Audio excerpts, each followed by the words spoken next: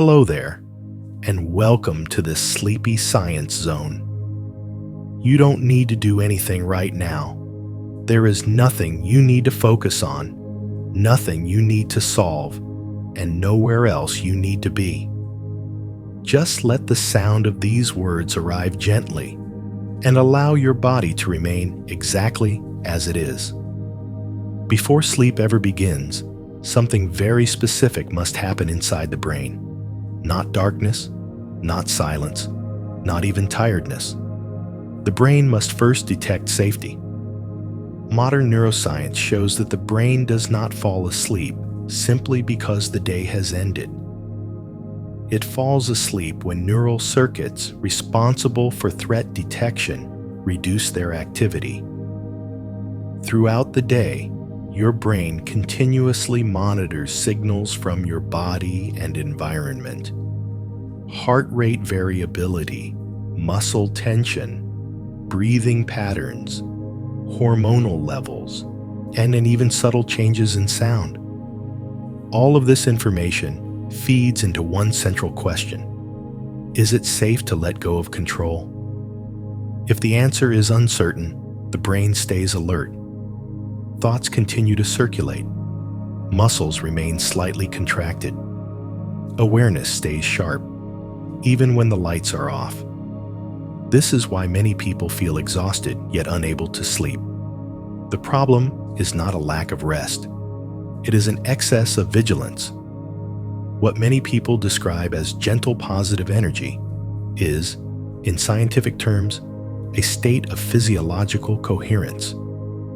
In this state, breathing becomes slower and more rhythmic. The heart begins to show smoother variability patterns, and neural activity gradually shifts from high-frequency beta waves towards slower alpha rhythms. This shift signals to the brain that the environment, both internal and external, no longer demands immediate action. Within the first 90 seconds of true relaxation, measurable changes begin to occur. Cortisol levels start to decline. Activity in the amygdala, the brain's threat detection center, softens.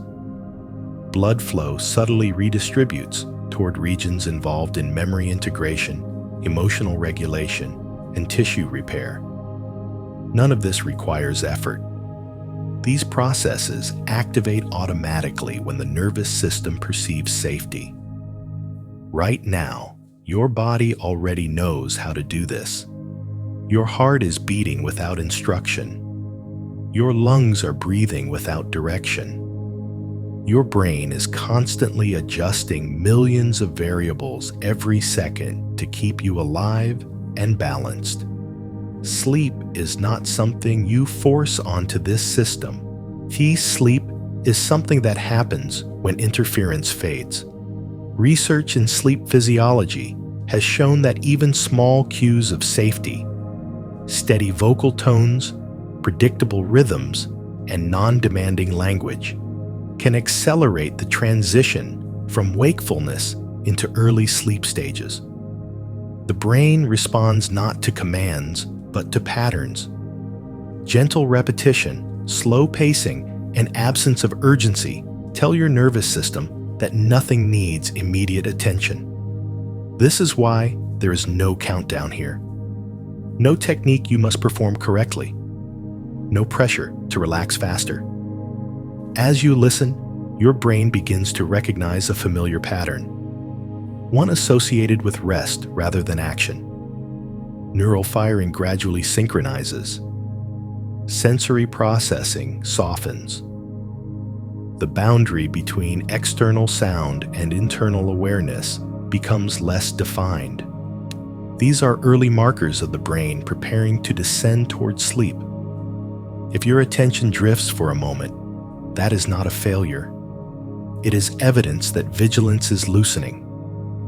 If your thoughts slow, that is not emptiness. It is efficiency. In the coming moments, we will continue moving gently in this direction, allowing your nervous system to recalibrate without force. There is no goal to reach, no moment you need to notice. Sleep does not announce itself. It arrives quietly when the brain finally understands that it is safe to stop watching. For now, simply remain here. Let the words move past you. Your brain is already beginning to rest. As the brain begins to sense safety, the body quietly follows. This shift does not happen through thought, but through rhythm. One of the fastest ways the nervous system confirms safety is through breathing. Not forced breathing, not controlled breathing, but slower, more regular respiration that signals stability to the brainstem.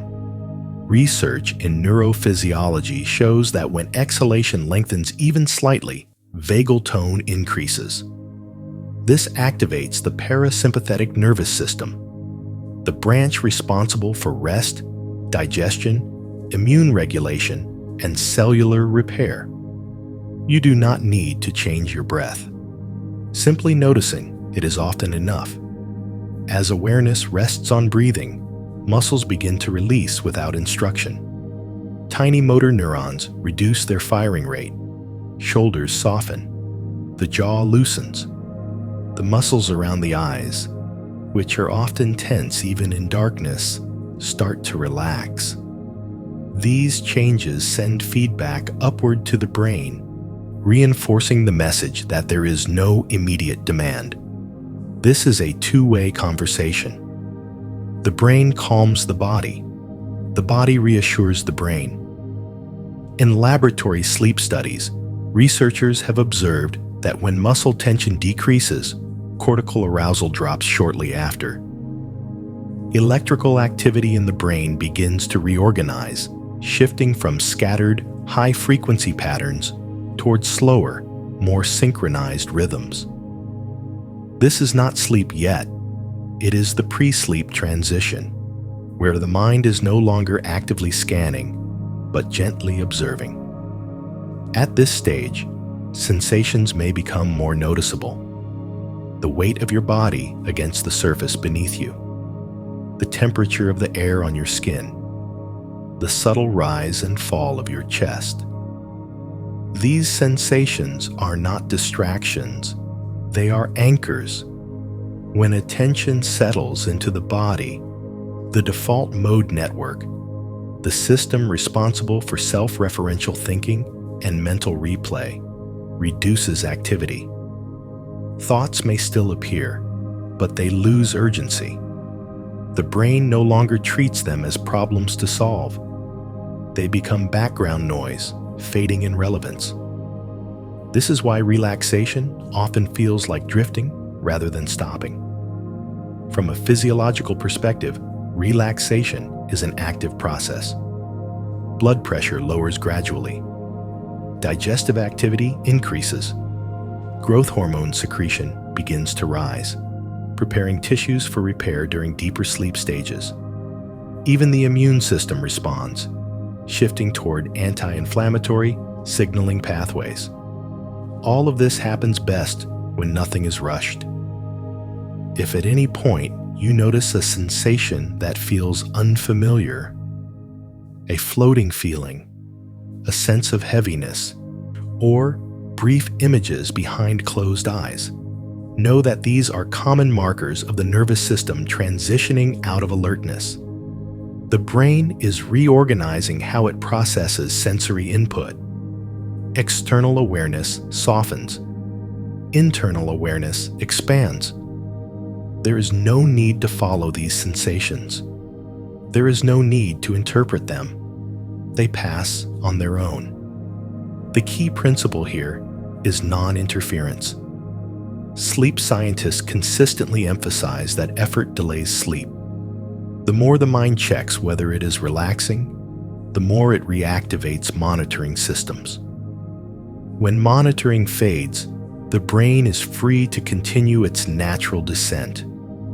So allow the breath to breathe itself. Allow the body to rest in its own weight. Allow sounds to come and go without meaning.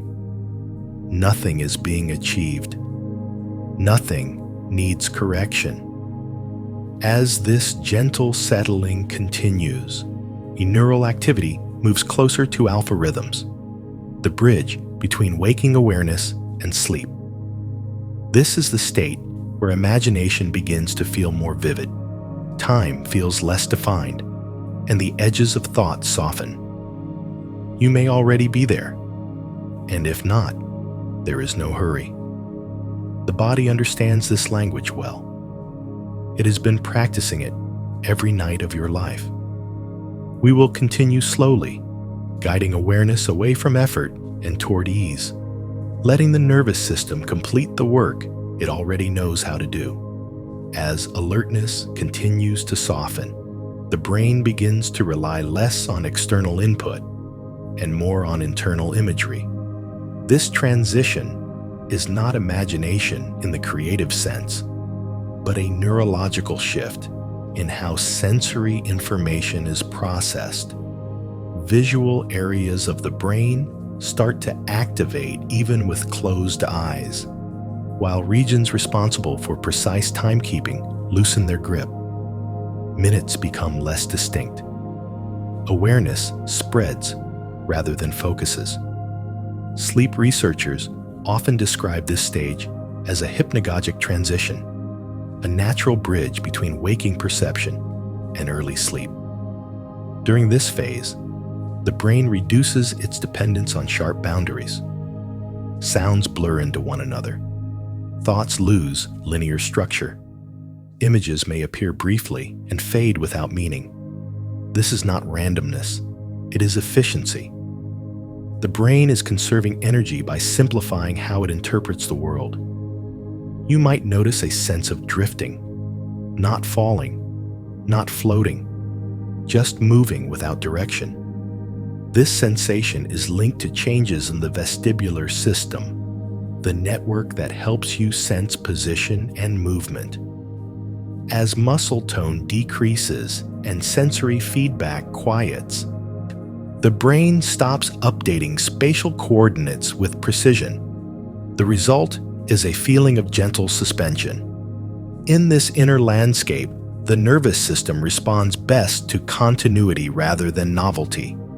Predictable pacing, steady tone, and gradual transitions reinforce the signal that nothing unexpected is about to occur. This is why calm environments feel larger and quieter than stimulating ones. The brain widens perception when threat is absent. From a physiological standpoint, this widening is associated with synchronized neural firing. Instead of many regions competing for attention, networks begin to cooperate. Alpha waves dominate more consistently, creating a sense of smooth awareness without urgency.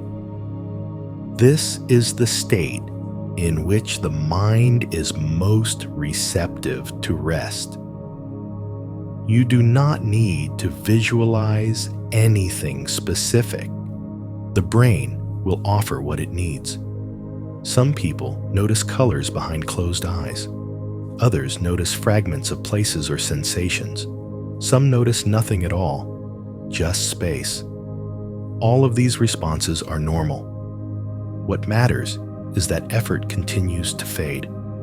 The brain interprets effort as a signal of unfinished business. When effort disappears, sleep mechanisms move closer to activation. Memory systems begin sorting information from the day. Emotional centers reduce reactivity. The body prepares to lower its metabolic pace. This is also the stage where gentle, positive emotional states have the strongest physiological effect. Feelings such as ease, safety, and quiet reassurance are processed without analysis. They are absorbed as background conditions rather than conscious thoughts. The brain does not question them, it uses them. As you remain here, your internal environment becomes more stable. Neural noise decreases. Sensory thresholds rise. The outside world grows less demanding. This is not withdrawal, it is recalibration. If your breathing feels slower now, that is expected. If your body feels heavier, that is expected. If awareness feels wider and less defined, that is expected. Nothing has gone wrong. Nothing needs guidance. This inner landscape is familiar to your nervous system. It visits this territory every night, often without your noticing. Tonight, you are simply arriving with less resistance. We will stay here a little longer, allowing the brain to complete this transition naturally, before moving into an even deeper state of rest. There is a moment just before deeper sleep begins, when the brain briefly becomes more integrated than at almost any other time.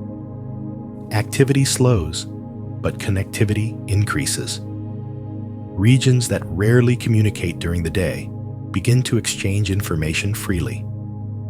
This is one reason insight, emotional clarity, and a sense of meaning sometimes appear unexpectedly at night. This is not reflection, it is synthesis. Neuroscience refers to this as global integration, a state where reduced sensory input allows internal networks to align without interruption. During this phase, the brain is no longer prioritizing survival, productivity, or decision-making. It is prioritizing coherence. In this state, many people experience what feels like a gentle realization. Not a thought that demands attention, but a quiet knowing. A sense that things are, at their core, okay. This is not optimism. It is regulation. Studies in effective neuroscience show that when the nervous system enters sustained parasympathetic dominance, emotional centers shift toward neutrality and safety. The brain stops amplifying threat-based interpretations. It does not need to reassure itself. It simply rests in balance. This is where the idea of positive energy becomes most precise. It is not something added. It is something uncovered. When excess stimulation and vigilance fall away, what remains is the brain's default rhythm: calm, ordered, and resilient. You may notice that thoughts now arrive less frequently, or that they arrive without emotional charge, or that they dissolve before forming completely. This is the mind-releasing narrative. At this depth, the brain's relationship with time changes. Past and future lose relevance. The present moment expands, not because it is held onto, but because nothing is pulling awareness elsewhere. This is one of the final steps before the descent into deeper sleep stages. If any sense of meaning appears now, let it remain vague. Meaning at this level does not need language. It does not benefit from explanation. The brain processes it as a feeling tone rather than an idea. You might sense a quiet reassurance spreading through the body, a sense of permission, a sense that nothing is being evaluated. This is the nervous system at rest. From here, the transition into slower brain waves becomes easier. Theta rhythms begin to appear intermittently. Conscious monitoring fades further. The boundary between listening and sleeping softens. There is no need to stay with these words. They are not instructions. They are simply part of the environment. If awareness slips away, let it. If it returns briefly, that is fine too. The system is doing exactly what it is designed to do, moving toward restoration without effort, without urgency, without resistance. We will continue gently downward, allowing this calm integration to deepen until the mind no longer needs to remain present at all. As awareness continues to soften, the body begins to enter a slower rhythm, not all at once, but in waves. This gradual descent is essential. The nervous system prefers smooth transitions. Sudden changes are interpreted as potential threats. Gentle change, however, is recognized as safety. Physiologically, this is the point where muscle tone decreases more deeply. Motor neurons reduce their baseline activity. Small muscles in the face, hands, and feet often release last. When they do, the body sends a powerful signal upward to the brain. There is no need to stay ready. You may notice a sensation of heaviness now, or the opposite, a sense of lightness. Both are signs of reduced proprioceptive signaling, meaning the brain is no longer tracking the body's position with precision. Blood pressure lowers slightly. Peripheral circulation improves. Warmth may spread through the limbs as blood vessels gently dilate. This is a hallmark of sleep-onset physiology. The body is redistributing resources away from action and toward maintenance. Inside the brain, communication continues to simplify. Networks that were active separately during the day begin to merge their rhythms. This synchronization reduces internal noise. Thoughts require energy to sustain themselves. As energy demand drops, thoughts naturally fade. Importantly, this fading is not loss. It is efficiency. The brain is conserving glucose, reducing unnecessary signaling, preparing for deeper stages of repair. Research on sleep onset shows that during this phase, the brain becomes less responsive to external stimuli unless they are highly salient. Ordinary sounds are filtered out. The auditory cortex remains active, but its threshold rises. Words are processed more as patterns than as meaning. This allows listening to continue without wakefulness. That is why you do not need to follow what is being said. If you notice moments where sound feels distant, or as if it is coming from inside rather than outside, this is a common marker of approaching theta activity. The boundary between internal and external perception is dissolving. Breathing may now feel slower, deeper, or less noticeable. Pauses between breaths may lengthen slightly. The body is not controlling this. It is allowing it. At this level of relaxation, the endocrine system also responds. Melatonin secretion increases as sympathetic activity continues to decline. This hormone does not force sleep. It coordinates timing, signaling to cells throughout the body that nighttime processes are beginning. Cells respond by shifting priorities. Repair over growth, storage over release, integration over reaction. If any tension remains anywhere, in the jaw, the abdomen, the lower back, it does not need to disappear. The brain does not require total relaxation to proceed. Partial release is enough. The rest will follow on its own.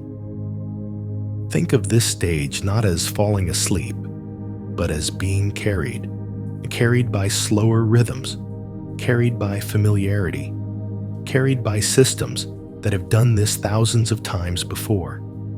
There is nothing you need to remember from here, nothing you need to hold on to. The descent continues whether attention is present or not.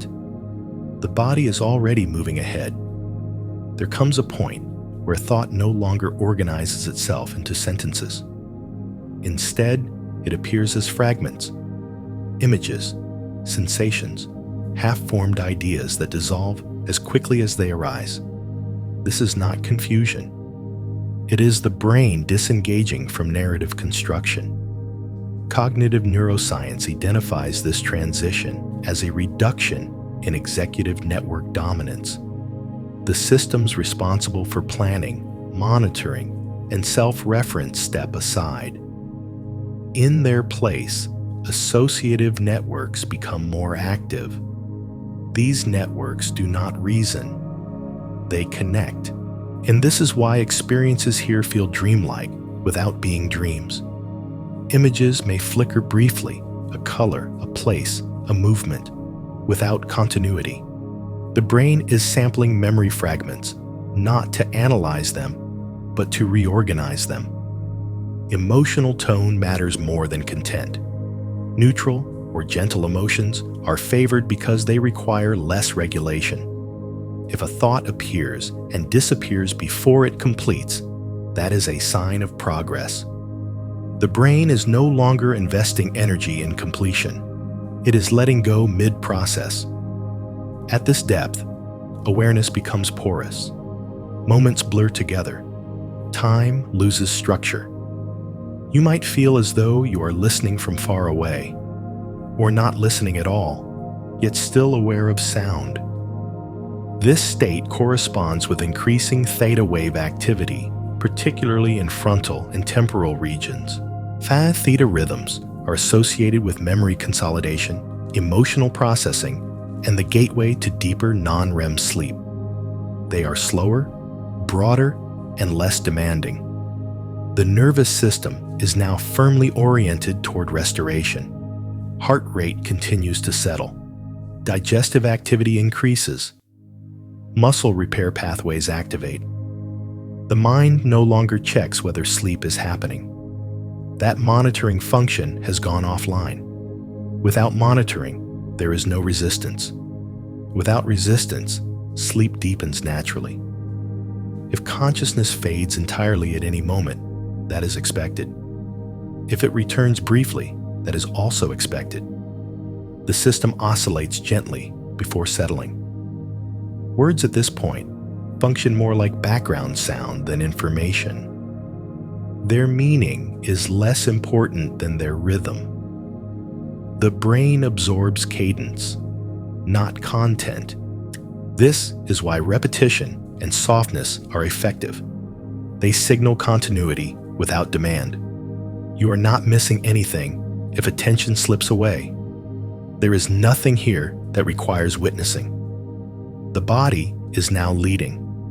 The mind is following. From here, the descent into deeper sleep stages becomes smoother.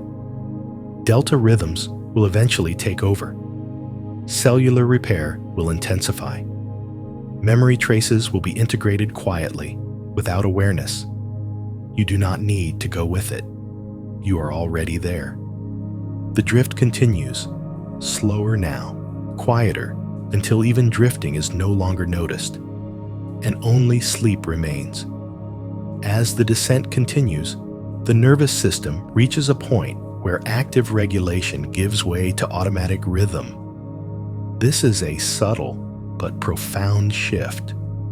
During waking hours, many systems in the body are constantly adjusted in response to anticipation, preparing for movement, speech, decision, or reaction. Now, that anticipatory layer thins.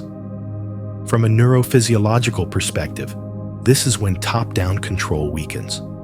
Higher cortical regions that normally supervise posture, attention, and intention reduce their influence. In their place, subcortical systems, older, slower, more reliable, take over. These systems do not plan. They maintain. You may notice a sense of surrender without effort, not giving up, just no longer holding. Muscle tone stabilizes at a low baseline. Reflex thresholds increase. This is why sudden movements become less likely. The brainstem reduces startle responses, conserving energy and protecting the continuity of sleep. The body is no longer preparing to act. It is maintaining internal balance. At this stage, the sensory world fades even further. External sounds are still detected, but they are no longer prioritized. The thalamus, the brain's sensory gatekeeper, limits how much information reaches conscious processing. This is one of the defining features of early non-REM sleep. Inside the brain, neural firing becomes more synchronized across large regions. Instead of many independent signals competing for dominance, activity moves in coordinated waves. This synchronization reduces metabolic demand and creates ideal conditions for repair. You may feel completely still now, or feel as though your body is no longer clearly defined. This is a normal result of reduced somatosensory processing. The brain no longer needs a detailed map of the body when movement is not required. It simplifies. What remains is a generalized sense of presence without edges. Emotionally, this is a deeply neutral state. Not happy, not sad, not alert, not numb, just even. Research shows that in this phase, emotional reactivity is at its lowest. The limbic system remains active, but without amplification. Feelings lose intensity. This neutrality is protective. It allows emotional memory to be processed without distress. This is one reason sleep is essential for healing. The brain uses these quieter states to revisit experiences from the day, not as stories, but as patterns. What was learned is integrated. What was stressful is softened. What was unresolved is reorganized without conscious involvement. You are not participating in this process. It happens beneath awareness. Breathing is now fully automatic. Heart rhythms are stable and efficient. Hormonal signaling favors repair and immune support. If at any moment you sense a brief return of thought, it will likely feel distant or incomplete. The system may briefly surface before sinking again. This oscillation is normal. Each return is shorter, each descent deeper. There is no need to encourage sleep, no need to avoid it. The nervous system has recognized that it is safe enough to release control entirely. From here, the transition into deeper non-REM sleep becomes almost inevitable. The body has done the work. The brain has received the message. Nothing more is required. You are being held now by rhythms older than thought, rhythms that have guided every night of rest you have ever known. There is a quiet threshold the brain crosses before entering deeper sleep. It is not marked by sensation or awareness. It is marked by absence. The absence of monitoring, the absence of effort, the absence of narrative. Sleep researchers often describe this moment as a functional disconnection. Conscious awareness does not shut off suddenly. It simply loses influence. Decision-making networks disengage. The sense of I am listening dissolves. What remains is pure physiological continuity. At this point, theta activity gives way to slower, higher amplitude waves. These waves move across the cortex like tides, coordinating vast regions at once. This coordination allows the brain to enter its most restorative modes. You may notice nothing at all, and that is the sign you are close. If awareness is still present, it may feel thin, almost transparent. Sounds no longer seem external. Time no longer moves forward in a clear sequence. Moments blur together without distinction. This is the mind releasing its final attachment to structure. In the body, restorative processes deepen. Growth hormone secretion increases. Cells involved in tissue repair become more active. The lymphatic system, responsible for clearing metabolic waste from the brain, begins working more efficiently. This cleansing process relies on slow neural rhythms and reduced sensory interference. Sleep is not passive. It is maintenance at the highest level. The immune system also shifts gears. Pro-inflammatory signaling decreases while regulatory pathways strengthen. This balance supports healing, resilience, and long-term health. None of this requires consciousness. In fact, consciousness would interfere. This is why the final step into sleep cannot be witnessed.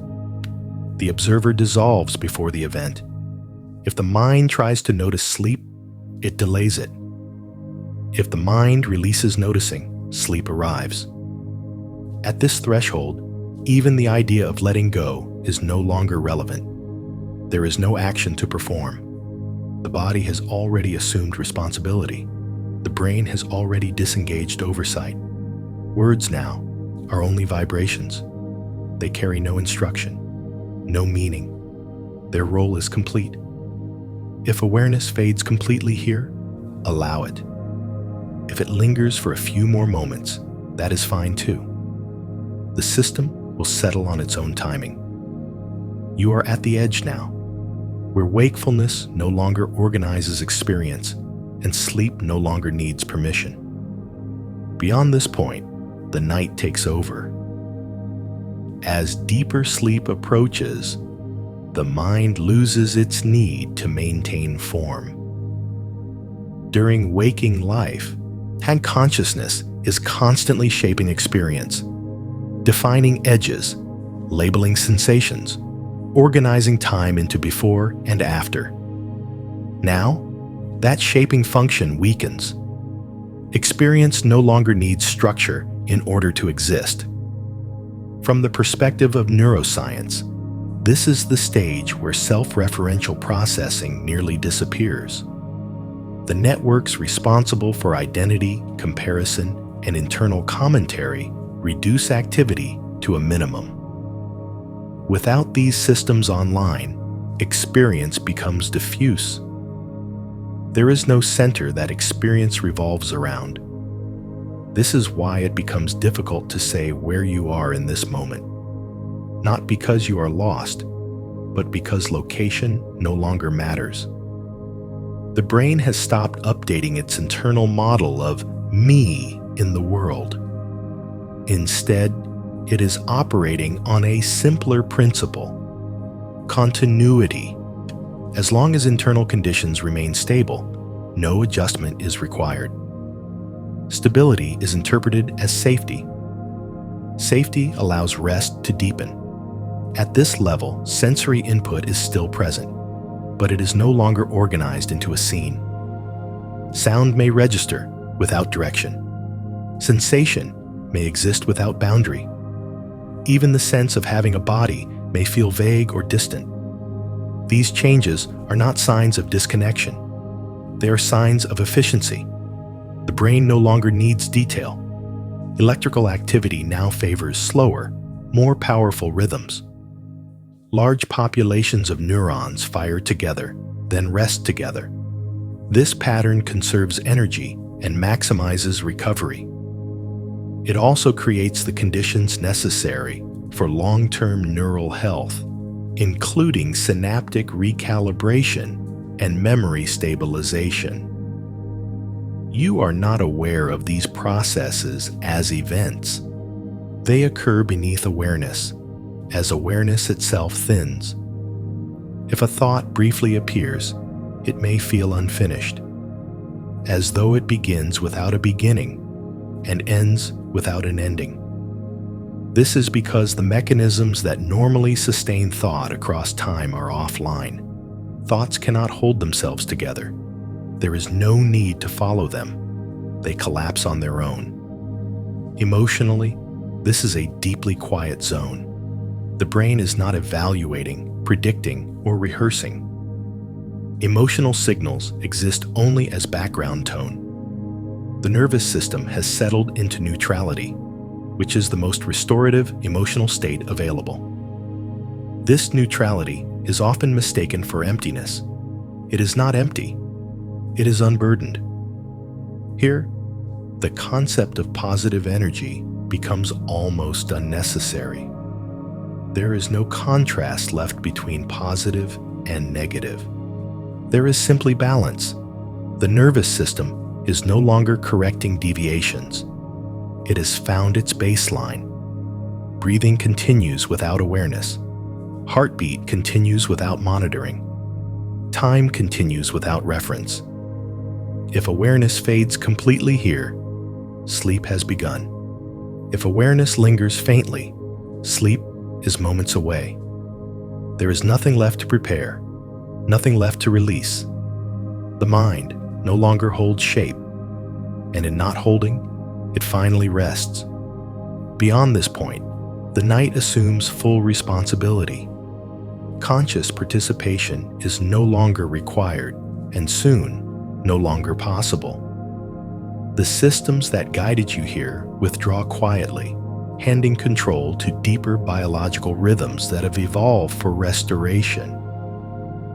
In sleep science, this transition marks the dominance of slow-wave coordination, yet neural activity becomes highly synchronized, moving in broad, deliberate patterns across the cortex.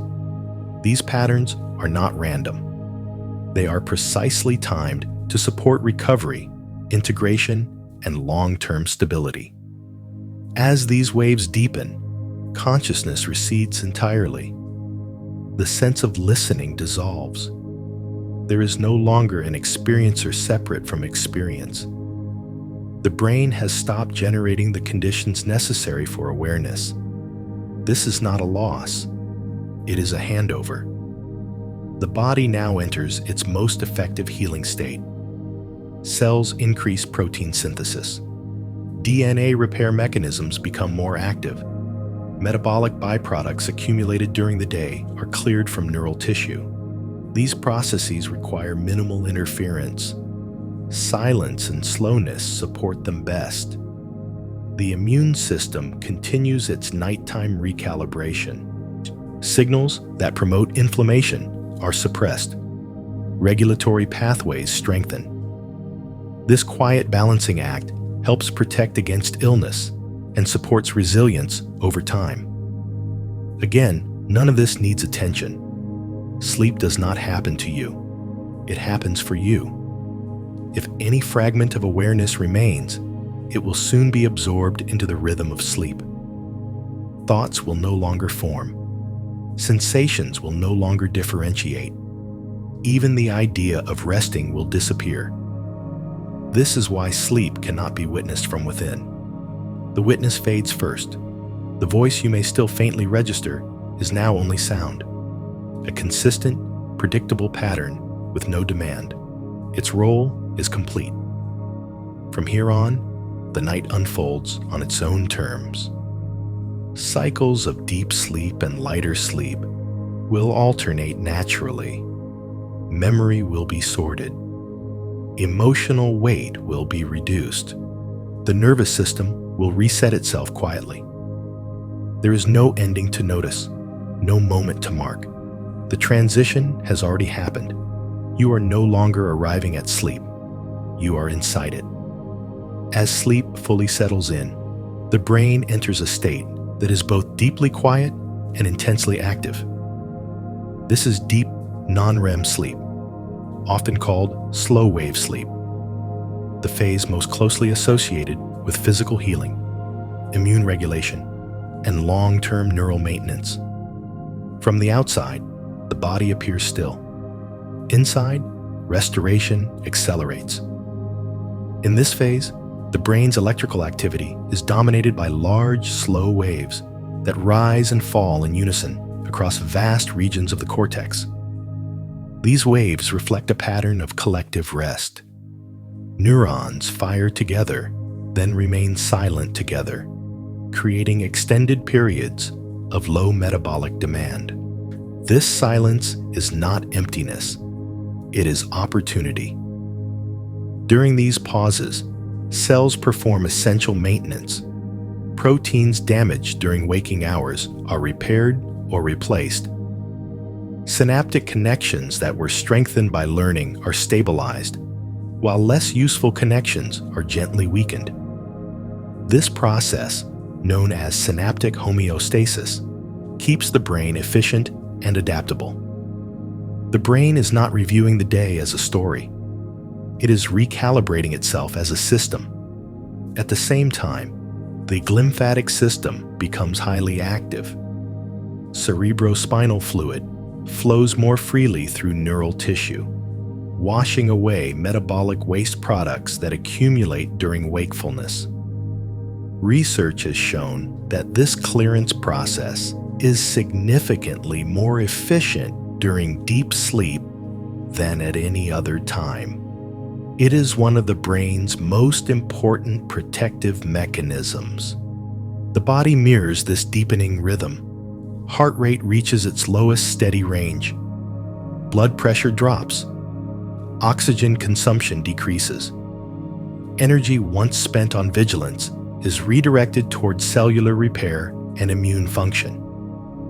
This shift supports tissue healing, hormonal balance, and long-term resilience. Hormonal signaling also changes. Growth hormone release peaks during early deep sleep, supporting muscle repair, bone maintenance, and metabolic regulation. Cortisol remains low. Melatonin continues to coordinate circadian timing across organs. Each system communicates quietly, without interference. There is no awareness of this work. There does not need to be. From the brain's perspective, consciousness would only disrupt efficiency. Deep sleep is designed to operate without observation. The absence of awareness is not a side effect. It is a requirement. If any faint traces of thought remain, they dissolve quickly here. The neural networks required to sustain thought are inactive. Language processing is offline. Memory retrieval is suspended. The mind is no longer constructing experience. What remains is rhythm. Slow, steady, reliable rhythm. This is the state your nervous system has been preparing for since the moment you began to relax. Everything before this was transition. This is the destination, not as a place, but as a condition of balance. The brain will remain here for a while, then gradually shift into lighter stages before returning again. These cycles repeat throughout the night, each one contributing to restoration in a slightly different way. Nothing is required of you. Nothing can be done incorrectly. The system is now fully engaged in its most essential work, quietly repairing, quietly restoring, quietly sustaining the body and mind for another day. At the deepest level, healing is not driven by effort or intention. It is driven by safety. Every restorative process in the body, from cellular repair to emotional regulation, depends on the nervous system's ability to recognize that threat has passed. Deep sleep is the biological expression of that recognition. When the brain no longer detects danger, it reallocates resources. Energy is pulled away from muscles and sensory vigilance and invested in regeneration. Immune cells shift from defense to maintenance. Inflammation subsides. Tissues receive the signals they need to repair rather than protect. This is why chronic stress interferes with healing. Not because stress is bad, but because it keeps the nervous system oriented toward survival. Sleep is the opposite orientation. During deep sleep, the brainstem and hypothalamus coordinate signals that tell the body it can stand down. Heart rhythms stabilize. Breathing remains slow and regular. Even at the cellular level, gene expression patterns favor repair over reaction. The concept of gentle positive energy fits here not as a metaphor, but as a description of internal conditions. When neural, hormonal, and physiological systems are aligned, energy flows smoothly. There are no sharp spikes, no abrupt demands. Everything moves in coordinated cycles. This alignment is measurable. Researchers can see it in EEG patterns, in heart rate variability, in hormone levels, in immune signaling. Safety is not an emotion. It is a state of organization. In this state, the brain no longer needs to prioritize memory of threat.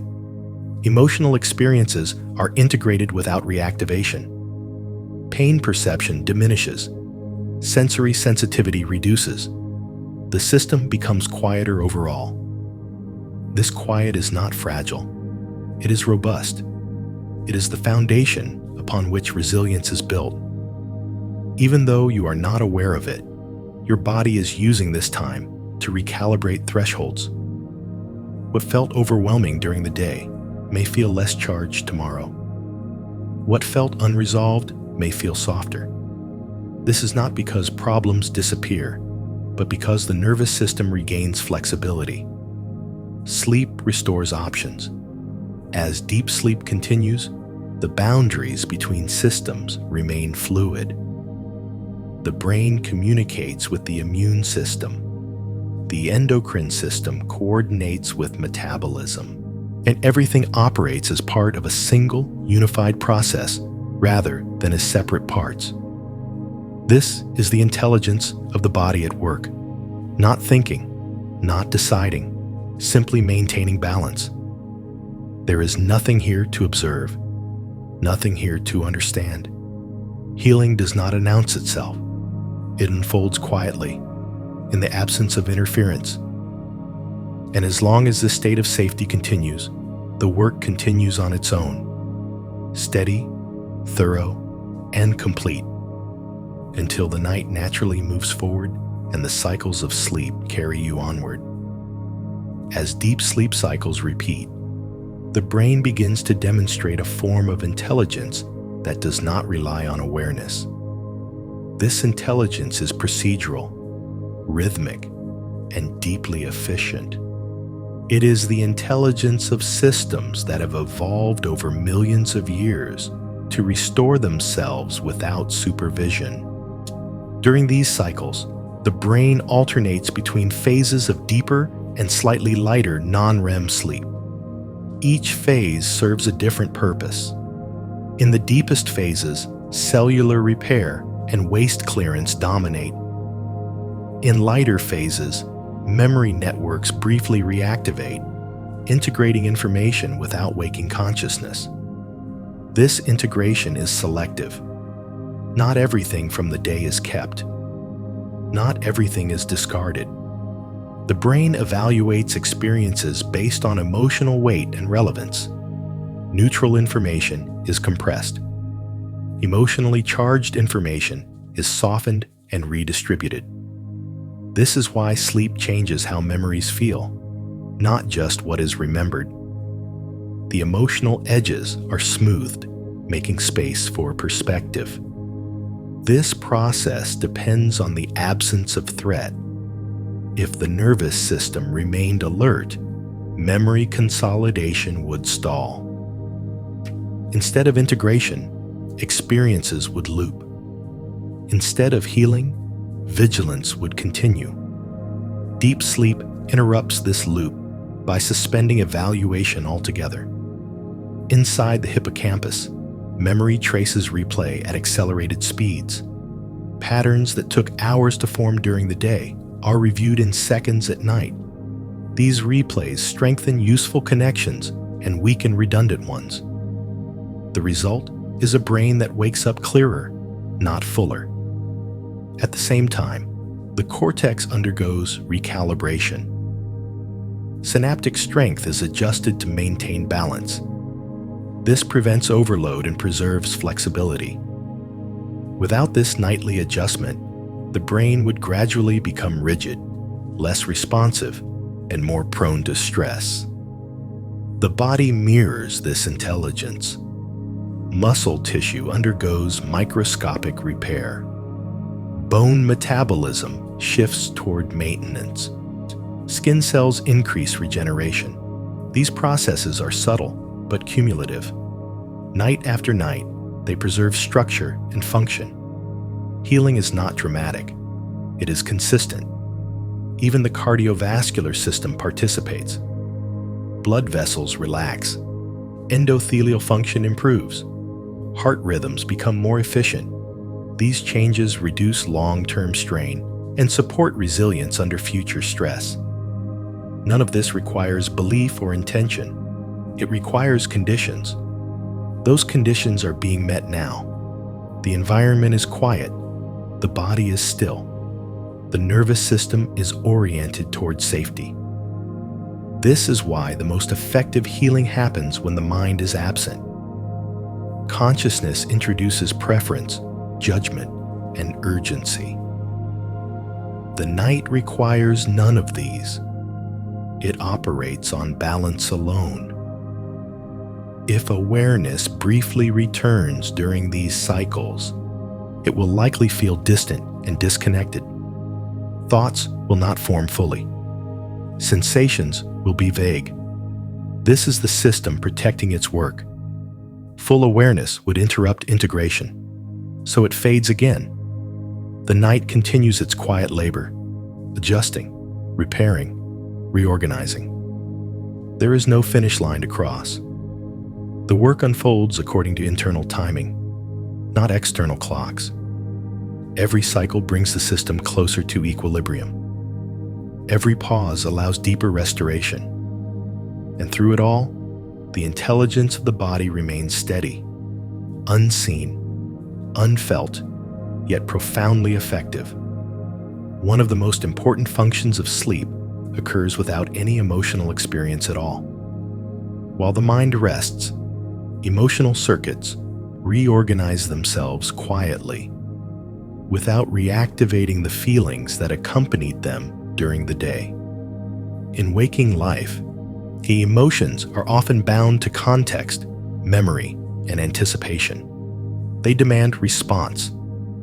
During sleep, those demands are removed. The brain can revisit emotional material without triggering physiological stress responses.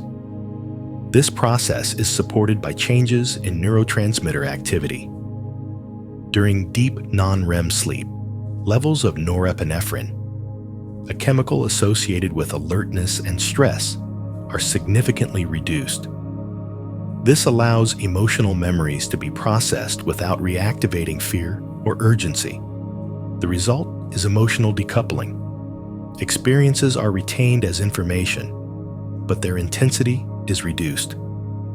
This is why sleep often brings emotional relief without conscious insight. Problems may still exist, but they feel less overwhelming. The nervous system has regained flexibility. This flexibility is essential for healing. Chronic emotional stress keeps the body in a defensive posture. Muscles remain tense. Breathing stays shallow. Hormonal systems remain biased toward vigilance. Sleep interrupts this posture, allowing the system to reset. During the night, the amygdala and prefrontal cortex renegotiate their relationship. The amygdala's influence softens. The prefrontal cortex regains regulatory capacity. This rebalancing improves emotional control during waking hours, even though it happens entirely without awareness. Sleep does not erase emotion. It restores proportion. At the same time, the brain strengthens pathways associated with safety and neutrality. Emotional learning is not only about avoiding danger, it is also about recognizing when danger is absent. Sleep teaches the nervous system this distinction repeatedly. Night after night, this learning accumulates. This is why people who sleep well tend to recover from stress more quickly. Their nervous systems are practiced at returning to baseline. They are not stuck in heightened states for long periods. The healing here is not dramatic. It is subtle and reliable. Emotional resilience is built in increments, during moments when nothing seems to be happening. If awareness returns briefly during this phase, it may feel emotionally flat or neutral. This is not emptiness. It is balance. The system is neither reacting nor suppressing. It is recalibrating. Soon, awareness fades again, allowing the process to continue uninterrupted. The night does not rush this work. It does not force resolution. It allows patterns to settle at their own pace. And as long as the conditions of safety remain, emotional healing continues quietly, reshaping responses, softening edges, restoring capacity, until morning arrives with a nervous system that is steadier, calmer, and more resilient than it was before sleep began. As the night continues, the brain does something deceptively simple and profoundly important. It practices calm, not once, but repeatedly across cycles of sleep. Each return to deep rest reinforces a pattern the nervous system will remember when wakefulness returns. From a learning perspective, the brain is always encoding states, not just events. During the day, it encodes alertness, problem-solving, and response. During the night, it encodes absence of demand. This learning happens without awareness, yet it shapes how easily calm can be accessed later. Neuroscience refers to this as state-dependent learning. When the brain repeatedly enters a particular physiological state, the pathways that support that state become more accessible. Over time, the nervous system becomes more efficient at returning to balance. This is why consistent sleep changes how stress is experienced. Not because stress disappears, but because recovery becomes faster.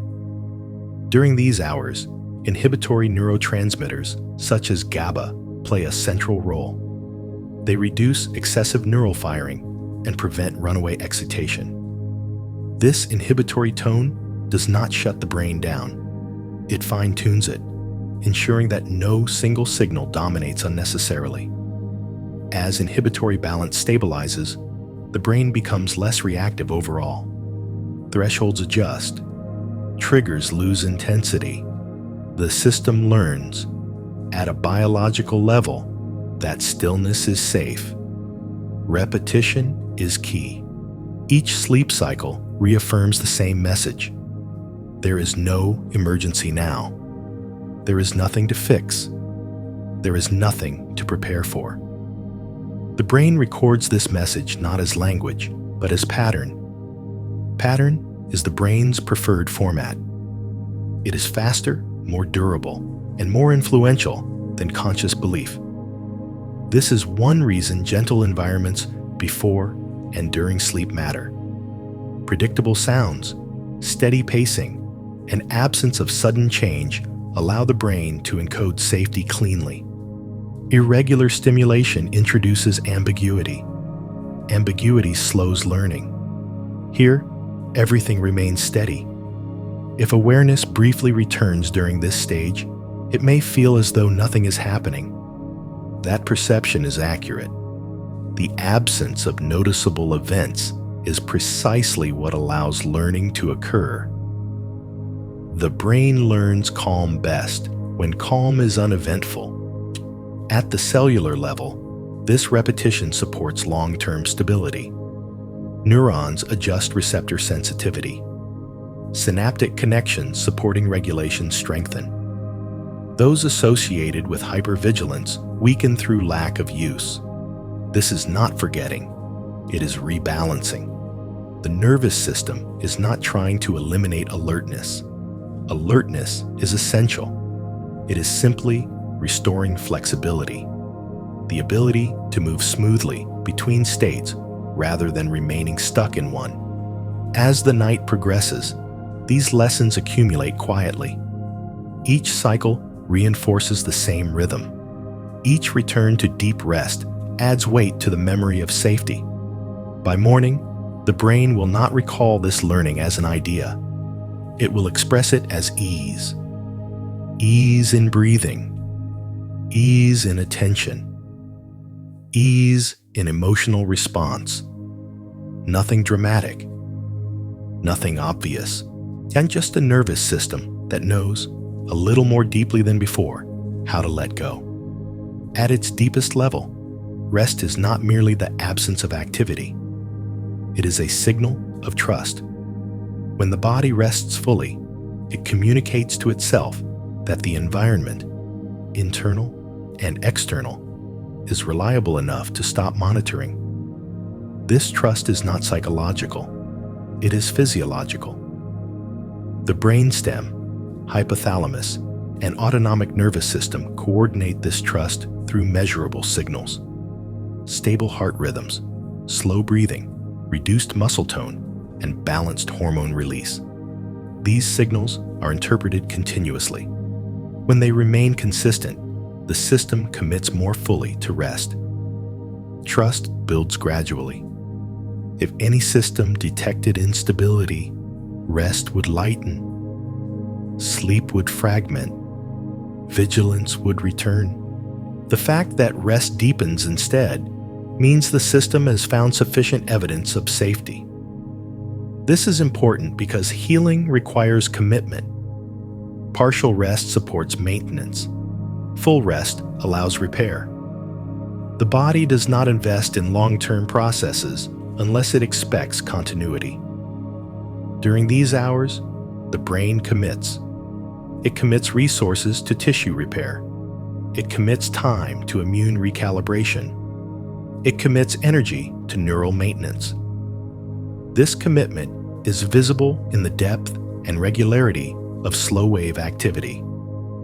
The waves become more uniform, their timing more predictable. This regularity reflects confidence.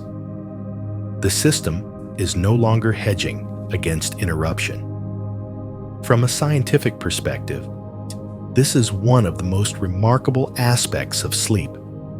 The body's willingness to become temporarily unresponsive in exchange for long-term stability. This trade-off only occurs when trust is sufficient. You are resting now, not because you decided to, but because the system decided it was safe enough. This trust extends beyond the brain. Organs synchronize their rhythms. The liver optimizes metabolic processing. The kidneys regulate fluid balance. The gut shifts toward repair and microbial maintenance. Each system assumes that no immediate action will be required. The body, in effect, agrees with itself. This agreement is the foundation of healing. If awareness is entirely absent here, that is expected. Trust does not require witnessing. If awareness briefly surfaces, it may feel neutral, distant, or empty of content. That neutrality is the subjective expression of trust. Nothing is asking for attention. The night continues without interruption. Cycles will repeat. Depth will vary, but the underlying signal remains stable. The system remains committed to rest until internal or external conditions change.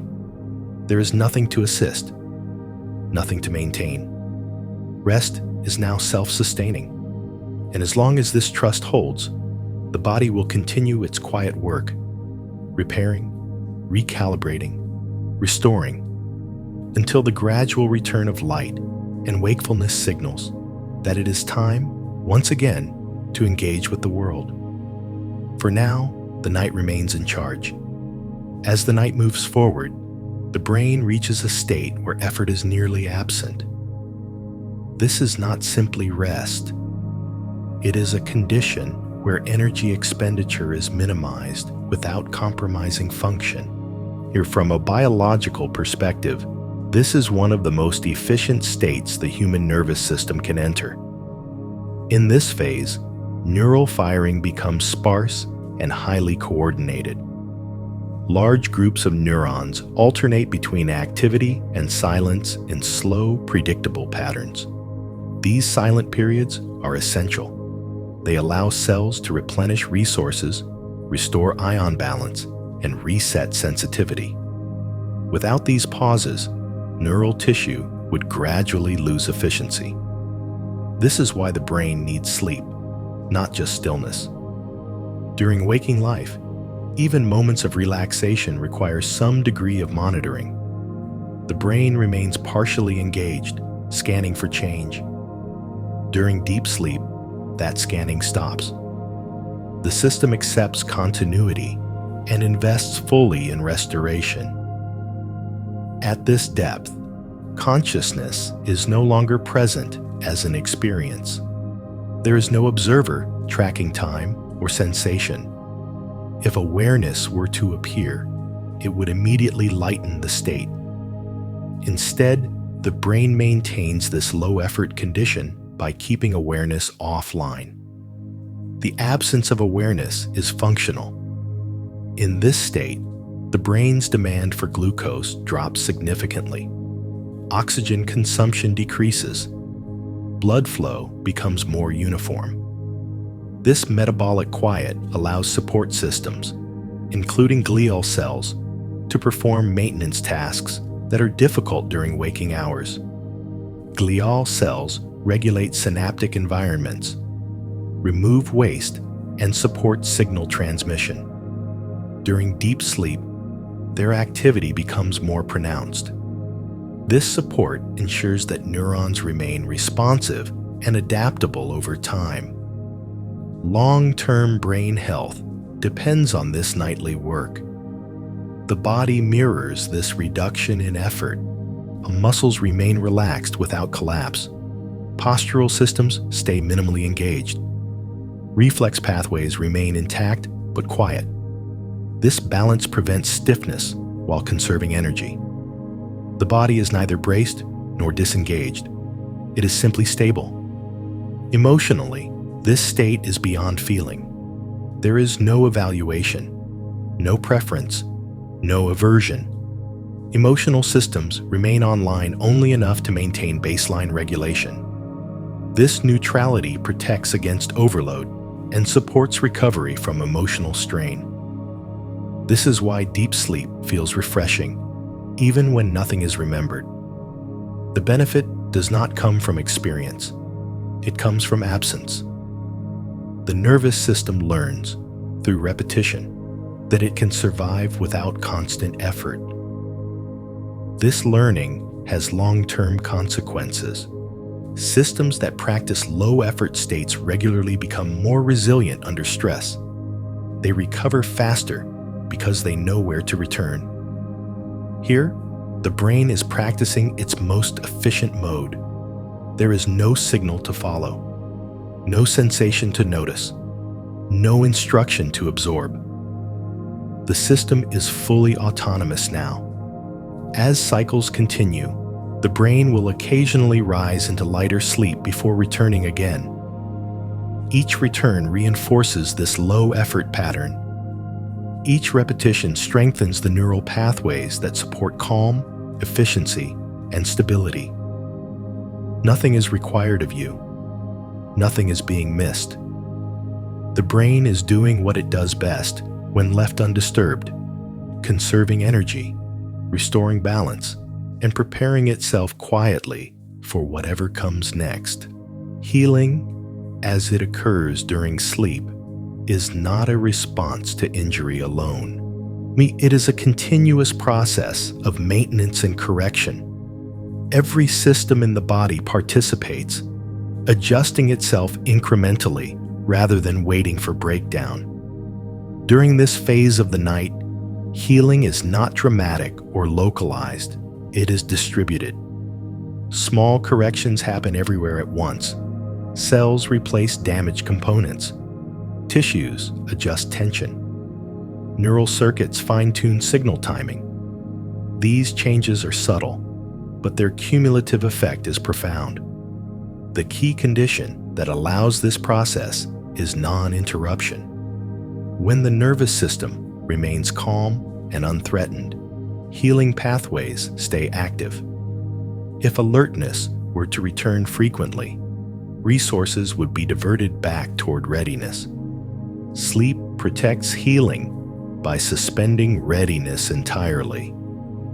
This suspension is deliberate. The brain does not treat sleep as inactivity. It treats it as a protected window. Within this window, processes that are too slow or resource-intensive for waking life are allowed to proceed. For example, collagen repair in connective tissue occurs more efficiently during deep sleep. Bone remodeling increases. Immune surveillance shifts from rapid response to quality control. Even the gut microbiome follows circadian rhythms, using nighttime conditions to rebalance itself. These processes do not require awareness. In fact, awareness would interfere. From an evolutionary standpoint, this makes sense. An organism that could repair itself without conscious involvement had a survival advantage. Sleep evolved not as a luxury, but as a necessity. Positive internal conditions, calm, coherence, safety, do not cause healing. They allow it. Healing is the default when obstacles are removed. This is why forcing relaxation is unnecessary. The system does not need persuasion. It needs space. Right now, that space exists. The body is not checking progress. The brain is not monitoring outcome. There is no expectation. Healing continues because nothing is stopping it. As the night deepens, these passive processes remain active across cycles. Some will complete quickly. Others will continue night after night. Healing is not a single event. It is an ongoing recalibration. If awareness were to return briefly, it would not interrupt this work unless it triggered alertness. Quiet awareness passes through without consequence, but even that is unnecessary. The system does not depend on participation. Everything essential is already in motion. This is one of the most important truths of sleep science. The body heals best when it is not being observed. As long as the conditions of safety remain, steady rhythm, low stimulation, absence of urgency, healing proceeds uninterrupted. And so the night continues, not as a pause in life, but as a period of active restoration, quietly preparing the body and brain to re-engage with the world when the time is right. For now, nothing changes. Nothing needs to. The process unfolds on its own. As the night moves through its middle hours, the brain begins an important recalibration process, resetting what it considers normal. During the day, baseline levels of alertness, tension, and responsiveness often drift upward without being noticed. Sleep quietly corrects this drift. In neuroscience, this process is sometimes described as homeostatic regulation. The brain continually adjusts its internal settings to maintain stability. When stimulation accumulates, thresholds rise. When stimulation decreases, thresholds fall. Deep sleep provides the conditions needed for this downward adjustment. At this stage, the nervous system is no longer responding to events. It is updating reference points. What once felt urgent now carries less weight. What once demanded attention now recedes naturally. This is not forgetting. It is reprioritizing. Neural circuits involved in stress and vigilance reduce their baseline firing rates. This does not disable them. It simply returns them to a resting configuration. When morning comes, these circuits will still function, but they will activate only when needed, not by default. And this reset has measurable effects. Researchers observed changes in resting heart rate variability, reduced baseline muscle tone, and improved emotional regulation after nights of uninterrupted deep sleep. These changes reflect a nervous system that is no longer operating above necessity. The brain also resets sensory gain. During wakefulness, sensory systems often amplify signals to ensure responsiveness. During sleep, amplification is unnecessary. Gain is reduced. This recalibration prevents overstimulation and supports clarity upon waking. At the cellular level, ion gradients across neuronal membranes are restored. These gradients are essential for efficient signaling. Without proper restoration, neurons become noisy and inefficient. Deep sleep restores precision. This is why fatigue feels different from sleepiness. Fatigue reflects depleted efficiency. Sleepiness reflects readiness for recalibration. As the reset continues, the brain's internal environment becomes quieter. Fewer spontaneous signals fire without purpose. Background noise diminishes. This quiet allows more accurate signaling when wakefulness returns. There is no awareness of this reset. It does not register as relief or change. It registers as normality returning. The body participates fully. Muscles adjust resting length. Connective tissue releases accumulated microtension. Even posture is recalibrated, preparing the body to move efficiently again when needed. This process is conservative. The brain does not overcorrect. It aims for balance, not suppression. Systems are returned to baseline, not shut down.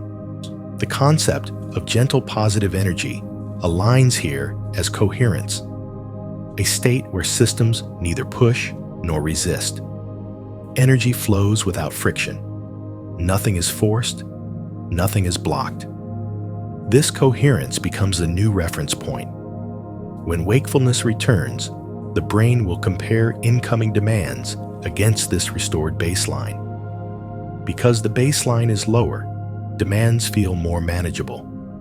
Stress responses activate less intensely. Recovery happens faster. This is not psychological optimism, it is physiological calibration. Right now, the reset continues quietly. No signal marks its completion. No sensation announces progress. The nervous system simply moves closer to balance with each cycle, each pause, each return to deep rest. Strength is often associated with effort, tension, and endurance. But the strength built during sleep is different. It is quiet, structural, and long-lasting. It does not announce itself. It becomes visible only under challenge. During these hours, the brain and body are reinforcing systems that support resilience. Neural pathways responsible for regulation, inhibition, and recovery are strengthened. These pathways do not produce action. They prevent excess. In sleep science, this is sometimes referred to as protective efficiency. A system that can prevent unnecessary activation, conserves energy, and reduces wear. Over time, this efficiency translates into strength. The immune system exemplifies this principle. During deep sleep, immune cells shift focus from rapid response to long-term readiness. They improve recognition accuracy. They reduce false alarms. This makes future responses more precise and less damaging.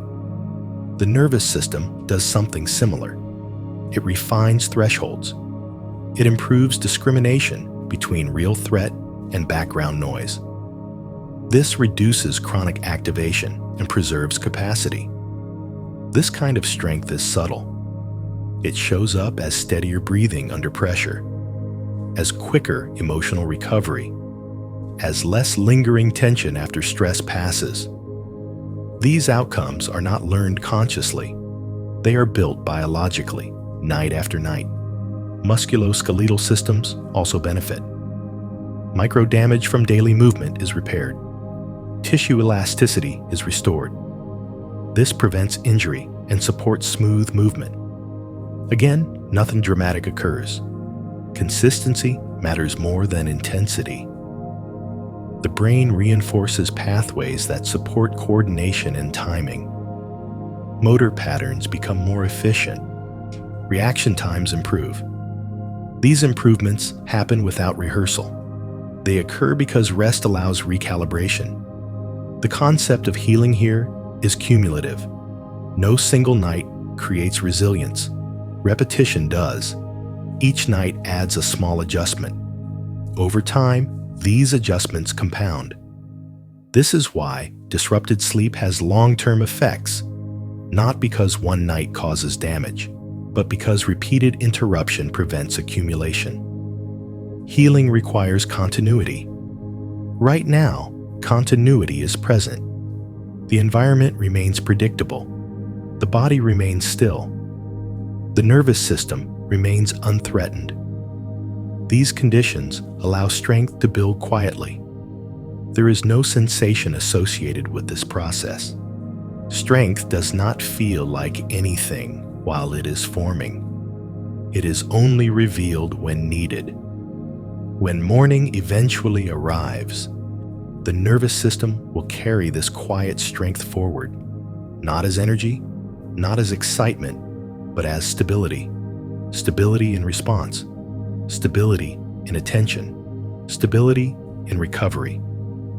This is the kind of strength that reduces effort across the day. It allows the system to meet demands without overreaction. It preserves resources, and it is being built now, beneath awareness, beneath sleep, beneath stillness, steadily, patiently, without interruption. The night continues its work, not rushing, not forcing, simply maintaining the conditions that allow this quiet strength to form and endure. As the night progresses, the body begins to remember something it never truly forgot: how to exist without bracing. During waking hours, even subtle anticipation can create low-level tension. Muscles hold readiness. Breathing adapts to expectation. Sleep gradually unwinds these patterns. This unwinding is not dramatic. It is layered. Small muscles release first, then larger groups.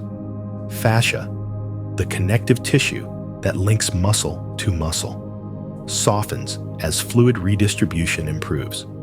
This change is supported by slower breathing and reduced sympathetic signaling. When tension dissolves at this level, the body's internal messages change.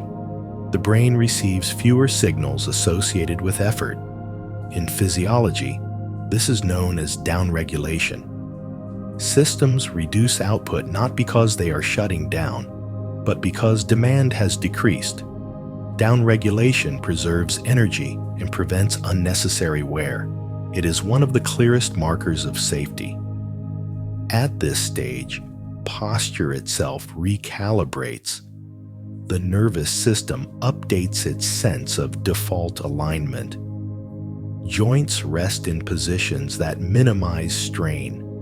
Even when the body does not move, micro-adjustments occur to distribute pressure evenly.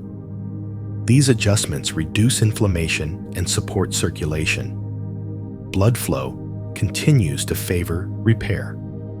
Capillaries open more fully. Oxygen delivery becomes efficient rather than urgent. Tissues that were compressed during the day receive nourishment.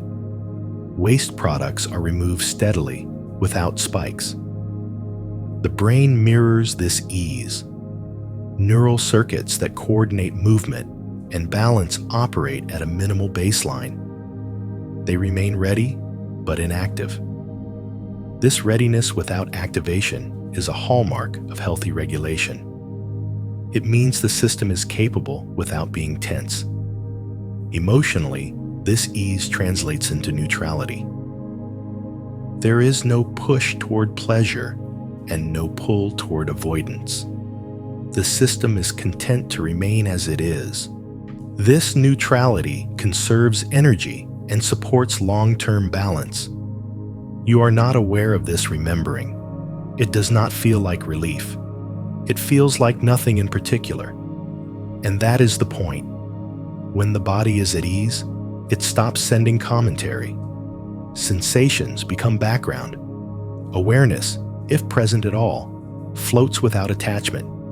The system has nothing to report. This state reinforces itself. The longer it persists, the more familiar it becomes. The nervous system encodes ease as a valid default. Over time, returning to this state becomes easier, even outside of sleep. This learning is not cognitive, it is procedural. The body learns by repetition. The brain learns by rhythm. Right now, both are aligned. As cycles continue, this ease remains stable. It does not deepen endlessly. It stabilizes. Instability is more valuable than depth. A stable state can be returned to. A fleeting deep state cannot. The night supports this stability by remaining predictable. No abrupt changes, no demands, no evaluation, just continuity. And so the body remembers, not as a thought, not as a memory, but as a baseline. A baseline of softness without collapse, readiness without tension, presence without effort. This remembering will travel with you into waking life, quietly influencing posture, breath, and response long after the night has passed. Rest is often misunderstood as disengagement, but the rest that occurs during healthy sleep is not collapse. It is supported stillness, a state where systems are quiet yet intact. The mind learns this distinction at night. During this phase, the brain maintains essential functions while minimizing unnecessary activity. This balance is delicate. Too much disengagement would be unsafe. Too much engagement would prevent restoration. The brain finds the midpoint. Neuroscientifically, this midpoint is characterized by coordinated inhibition. Instead of shutting down entire regions, the brain selectively reduces activity where it is not needed. Executive monitoring fades. Sensory amplification decreases. Associative networks remain available, but unforced. This selective quiet allows the mind to rest without becoming disorganized. Thought does not disappear because it is suppressed. It disappears because it is unnecessary. This distinction matters. Suppression creates rebound. Rest creates stability. As the mind practices resting in this way, it refines its ability to disengage gracefully. When wakefulness returns, this skill remains. The mind can step back without losing coherence. It can pause without fragmenting. This is one reason consistent sleep improves focus. The mind that knows how to rest without collapse can also engage without strain. At this depth of the night, awareness, if it appears, is diffuse and non-attached. There is no center pulling experience inward. There is no narrative forming. The mind is present only as capacity, not content. Capacity without demand. This state supports integration. Information processed earlier is stored efficiently. Emotional material is held without amplification. The brain learns that it does not need to constantly narrate experience to remain organized. Language centers are mostly offline now. Meaning is not constructed. Patterns are. The mind's learning here is subtle but enduring. It learns that silence is not emptiness. It learns that quiet does not equal loss. It learns that stepping back can be safe. This learning has long-term effects. Minds that rest well are less reactive. They tolerate uncertainty better. They recover from interruption more easily. These traits are not trained deliberately. They emerge from nights like this. The environment remains unchanged. The rhythm remains steady. The nervous system remains calm. These conditions allow the lesson to settle. Nothing needs to be noticed. Nothing needs to be remembered. The mind is resting in a way that preserves structure. It is not collapsing into unconsciousness abruptly. It is descending smoothly, supported by biological rhythm and internal trust. As the night continues, this learning is reinforced again and again. Each cycle repeats the same message. Rest can be deep without being dangerous. Quiet can be complete without being empty. And so the mind rests, whole, intact, unobserved, allowing the night to continue its work without interruption, without effort, without awareness. As the night moves deeper, something subtle but important happens inside the nervous system. Safety stops being a temporary condition and begins to function as the default. During waking hours, safety is often something the brain has to confirm repeatedly. At night, with enough uninterrupted calm, confirmation is no longer required. From a neurobiological perspective, this shift reflects a change in baseline prediction. The brain is a predictive organ. It constantly anticipates what might happen next. When uncertainty dominates, predictions skew toward vigilance. When stability persists, predictions soften. Here, stability has persisted long enough. Neural circuits that once asked, "What should I prepare for?" now ask nothing at all. Prediction error, the gap between expectation and reality, drops towards zero. With no error to correct, activity quiets further. This is one of the deepest markers of safety. At this stage, the nervous system is no longer merely calm. It is unconcerned. This unconcern is not indifference. It is confidence. Confidence that nothing requires immediate action. Confidence that continuity will hold. Confidence that restoration can proceed uninterrupted. Physiologically, this confidence shows up as stable autonomic tone. Heart rhythms are consistent. Breathing patterns are smooth. There are no sudden adjustments. Even reflex pathways are less reactive. The system has stopped bracing for surprise. The brain no longer allocates energy towards scanning. Sensory gates remain closed except for highly salient input. This closure is selective and reversible, but for now, it remains engaged. The system trusts the environment enough to reduce openness. At the cellular level, this trust allows longer repair cycles. Processes that require extended periods of stability, such as membrane repair, protein folding, and synaptic reorganization, can complete without interruption. Short rests are enough for maintenance. Long rests are needed for refinement. The body recognizes the difference. Muscle fibers remain relaxed without losing tone. Connective tissue maintains elasticity. Joints settle into low-strain alignment. These changes do not feel like anything.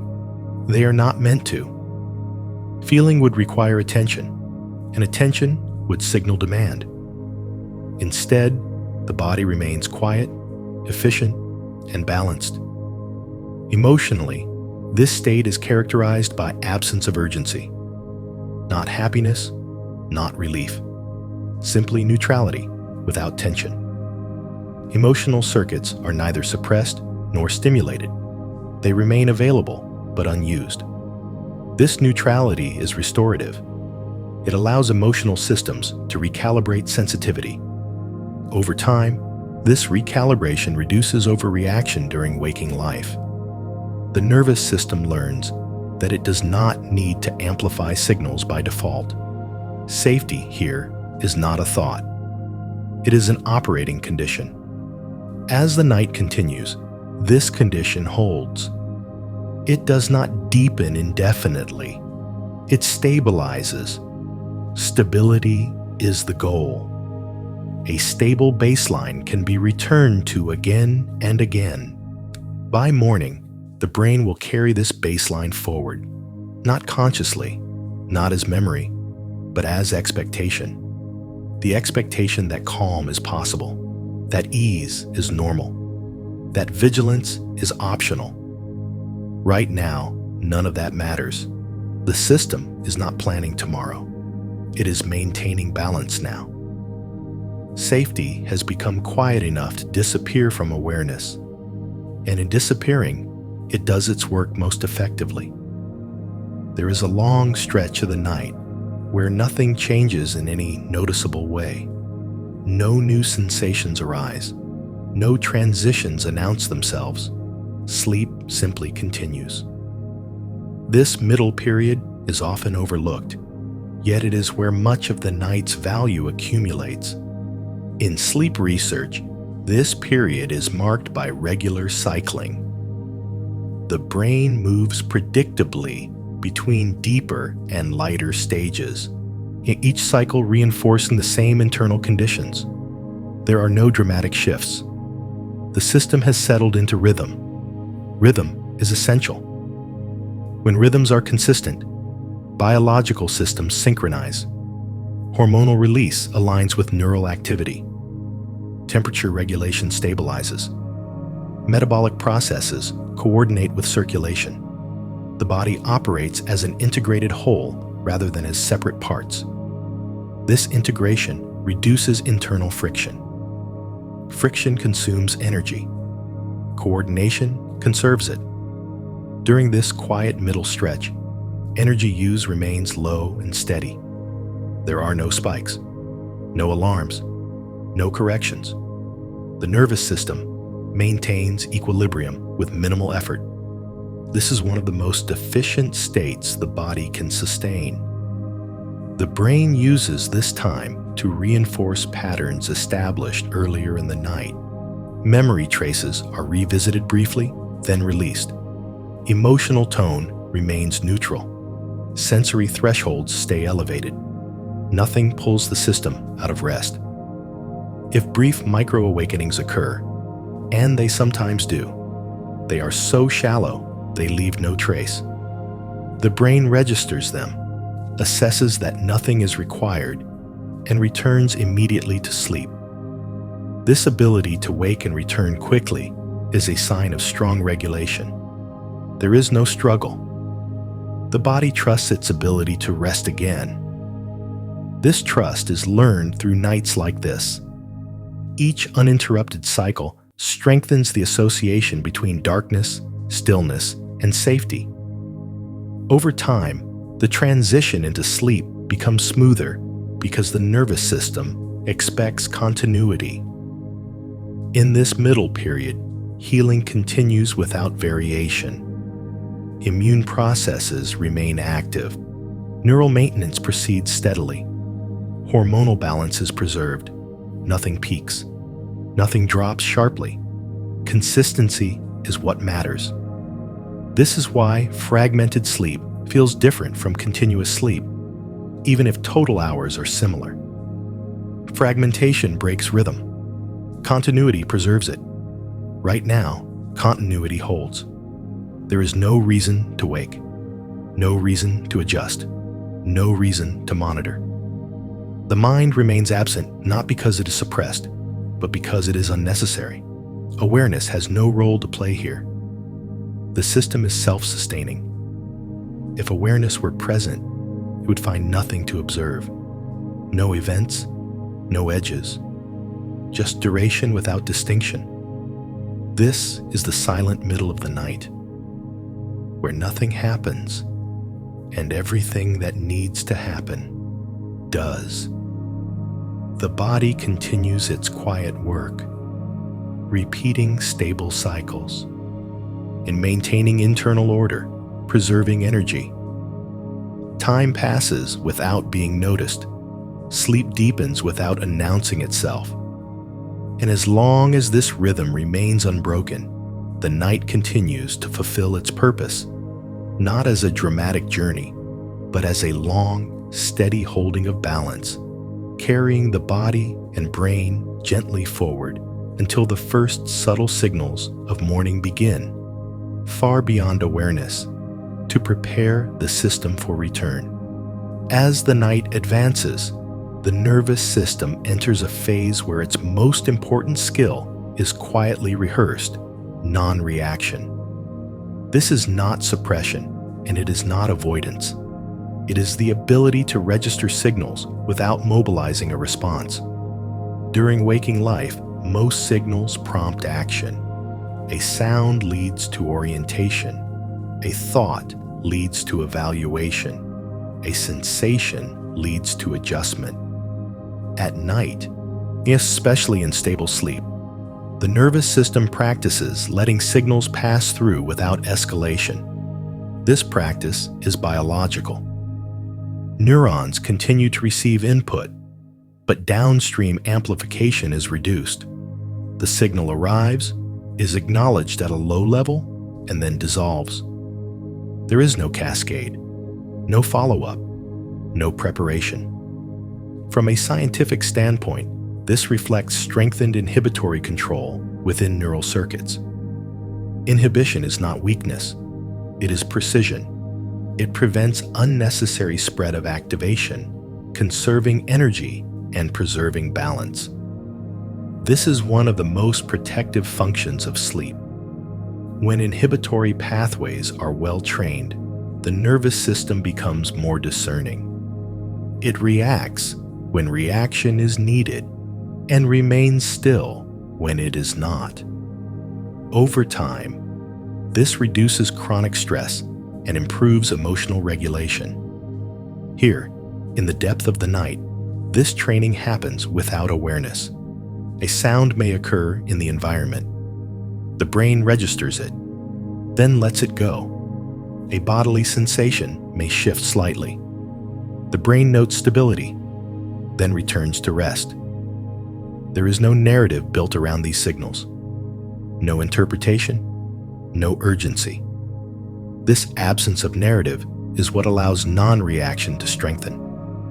The amygdala, often associated with threat detection, remains quiet now. Its baseline activity is low. This does not mean it is disabled. It means it has learned that activation is unnecessary in this context. Repeated exposure to this condition teaches the system something fundamental.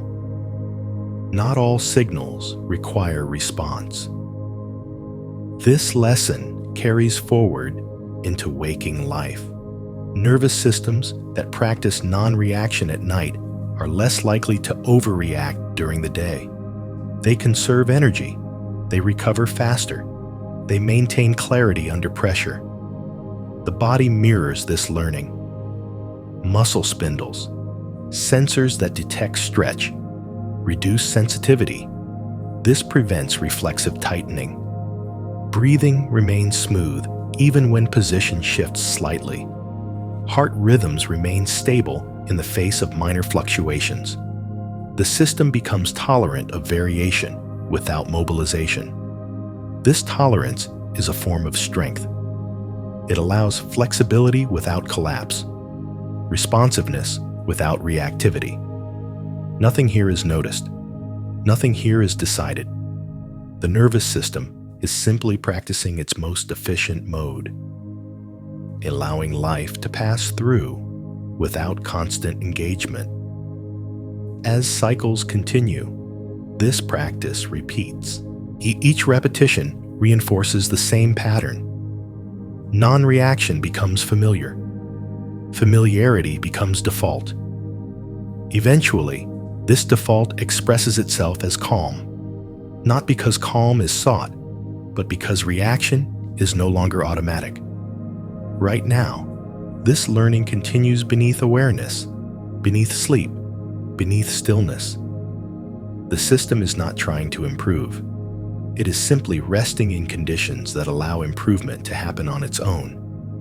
And so the night remains quiet, stable, and unremarkable.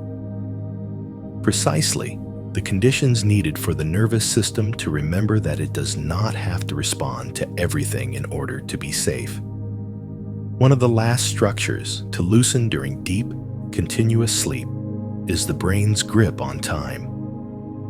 During waking life, time is constantly tracked, measured, and anticipated.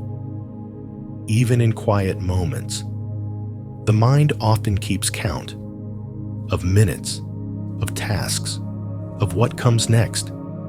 In stable sleep, this counting stops. Neuroscientifically, time perception relies on coordinated activity across multiple cortical and subcortical regions. These regions remain active during light sleep, but their coordination weakens as sleep deepens. Without coordination, time loses structure. Moments no longer connect. Duration no longer accumulates. There is only continuity without measure. This loss of time perception is not disorientation, it is release. The brain no longer needs to predict future moments or reference past ones. Prediction and memory retrieval both require energy. When neither is necessary, the system rests more deeply. This is why deep sleep cannot be rushed. Rushing implies time. Time implies monitoring. Monitoring implies effort. Here, effort has dissolved. If awareness were present, it would have no anchor. There is no sense of before or after, no sense of how long anything has lasted. This timelessness allows the brain to remain fully immersed in restoration without interruption. Physiologically, this timelessness supports longer repair cycles. Processes that require uninterrupted duration, such as protein folding, synaptic restructuring, and cellular waste clearance, benefit from the absence of temporal interruption. The body no longer prepares for transition. It remains where it is. Heart rhythms are steady. Breathing is regular. Temperature regulation is stable. These systems are no longer anticipating change. Anticipation is a function of time awareness. Without it, regulation becomes simpler and more efficient. Emotionally, timelessness removes urgency entirely. Without a sense of soon or later, there is nothing to prepare for and nothing to regret. Emotional systems settle into neutrality by default. This is one of the most restorative conditions the nervous system can experience. Even if micro-arousals occur, they pass without context. There is no reference frame to attach them to. They leave no trace. The night continues without milestones. This is why sleep often feels shorter or longer than it actually is. The brain does not record duration accurately when time tracking is offline. It records only state. And the state here is stable. As cycles continue, the brain remains untethered from clocks, schedules, and sequences. Restoration proceeds without deadline. There is no endpoint to reach. There is only maintenance. Eventually, toward morning, circadian signals will begin to reintroduce time gently. Hormonal cues will rise.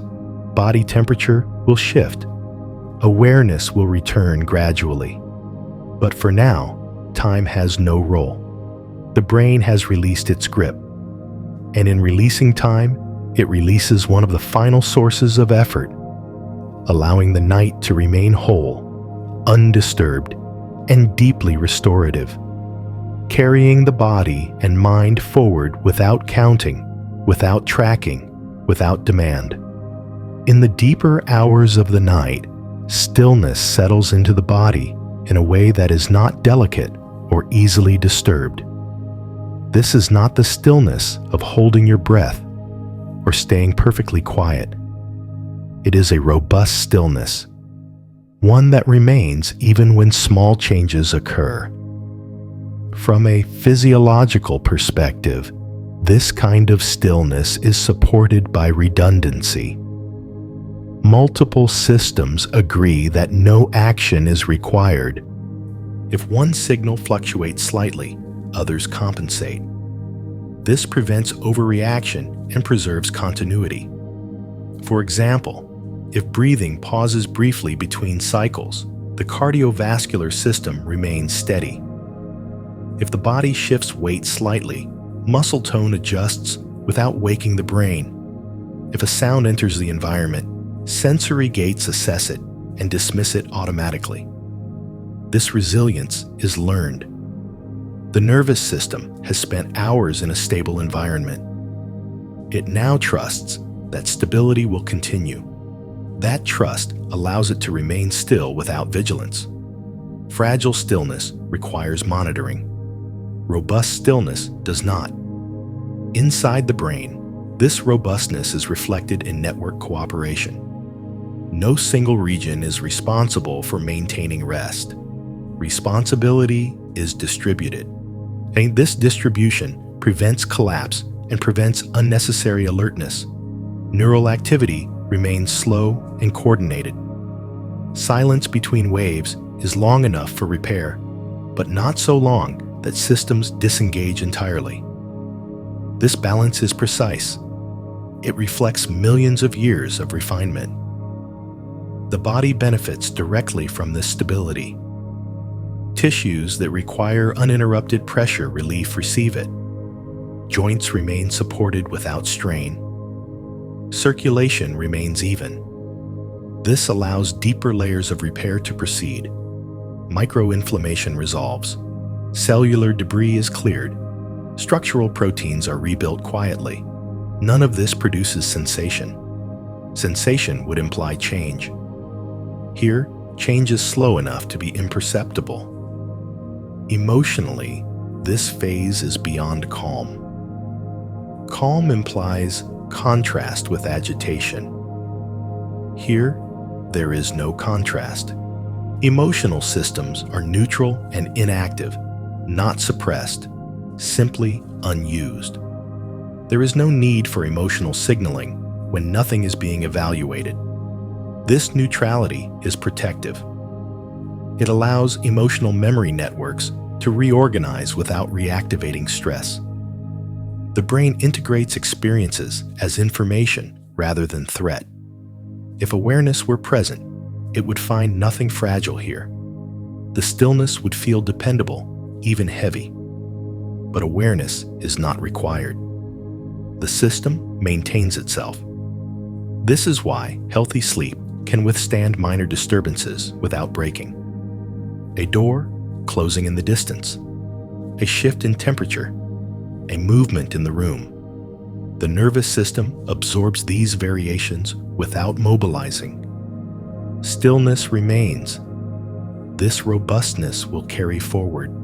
Nervous systems that experience stable stillness at night are less reactive during the day. They do not shatter under small stressors. They bend and return. Right now, that learning continues without awareness. The night holds steady. The body remains supported. The brain remains disengaged from monitoring. Nothing needs protection. Nothing needs correction. Stillness is no longer something that must be preserved. It is simply what is happening. Earlier in the night, rest required confirmation. Signals had to align.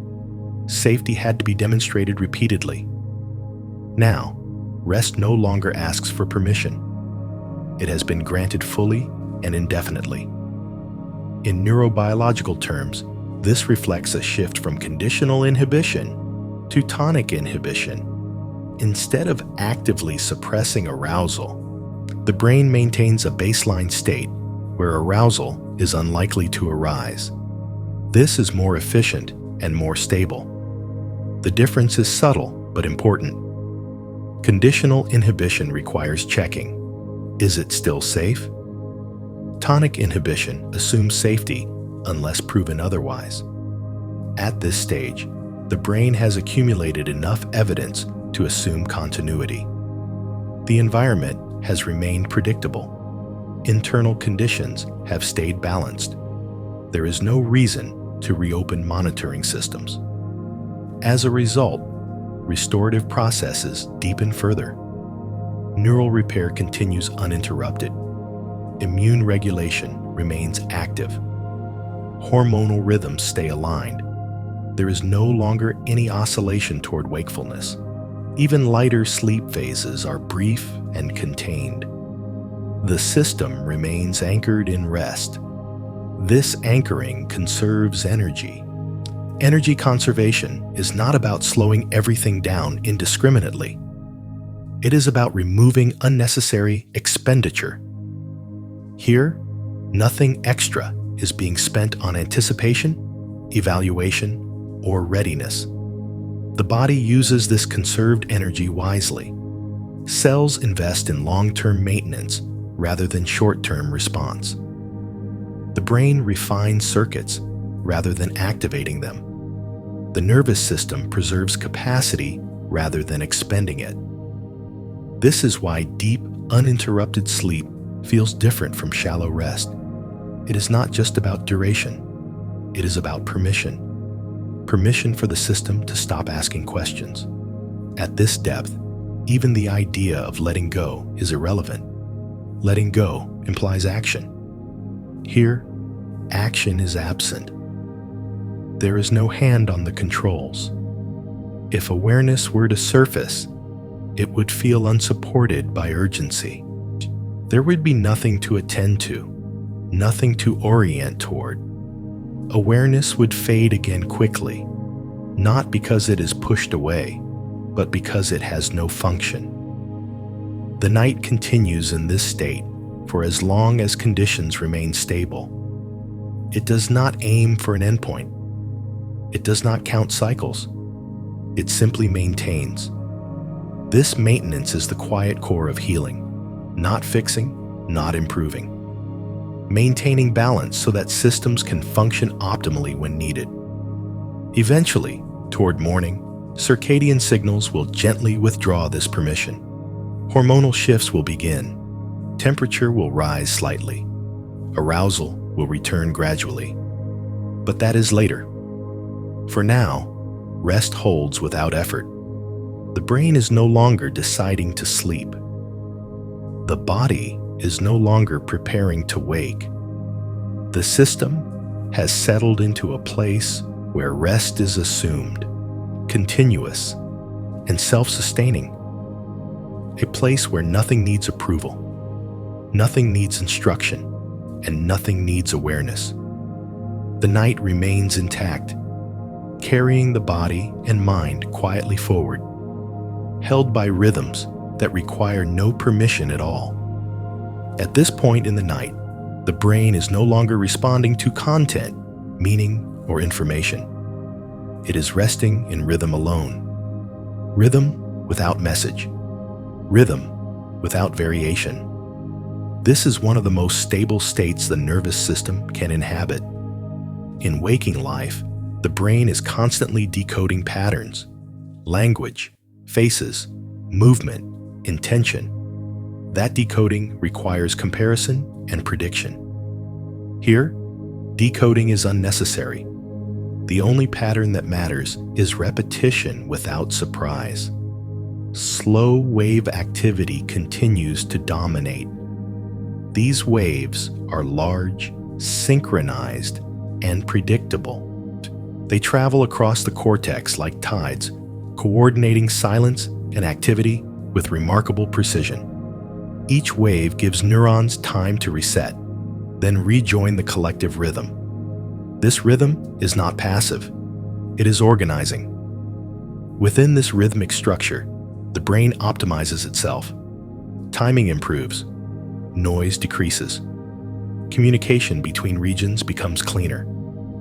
The system is not learning new information. It is refining how it processes information when awake. This refinement is subtle but powerful.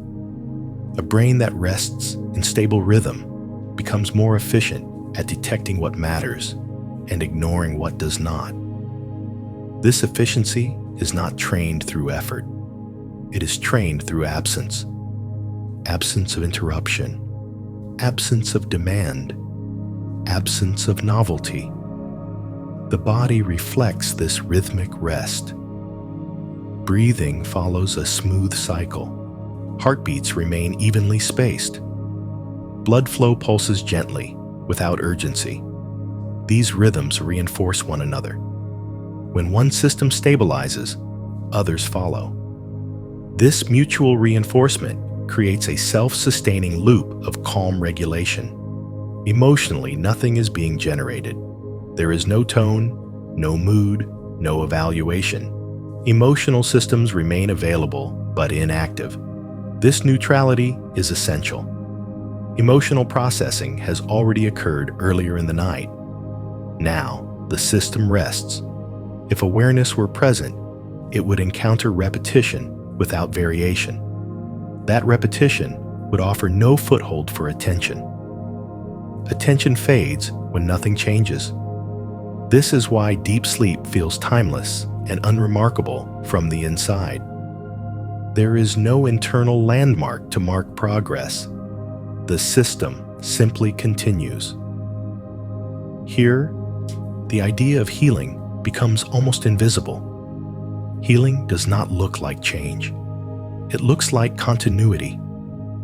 It looks like systems functioning without friction. The nervous system is not checking whether it is resting well. It is not evaluating quality. It is not anticipating waking. It is simply maintaining rhythm. This rhythmic maintenance is what allows the body to tolerate stress later. Systems that rest in rhythm recover more quickly when rhythm is disrupted. They return to baseline with less effort. Right now, rhythm holds everything in place. The night continues quietly, without variation, without escalation. The brain remains disengaged from content and anchored in timing. The body remains supported by stable cycles. Nothing new arrives. Nothing needs to. Rhythm is enough.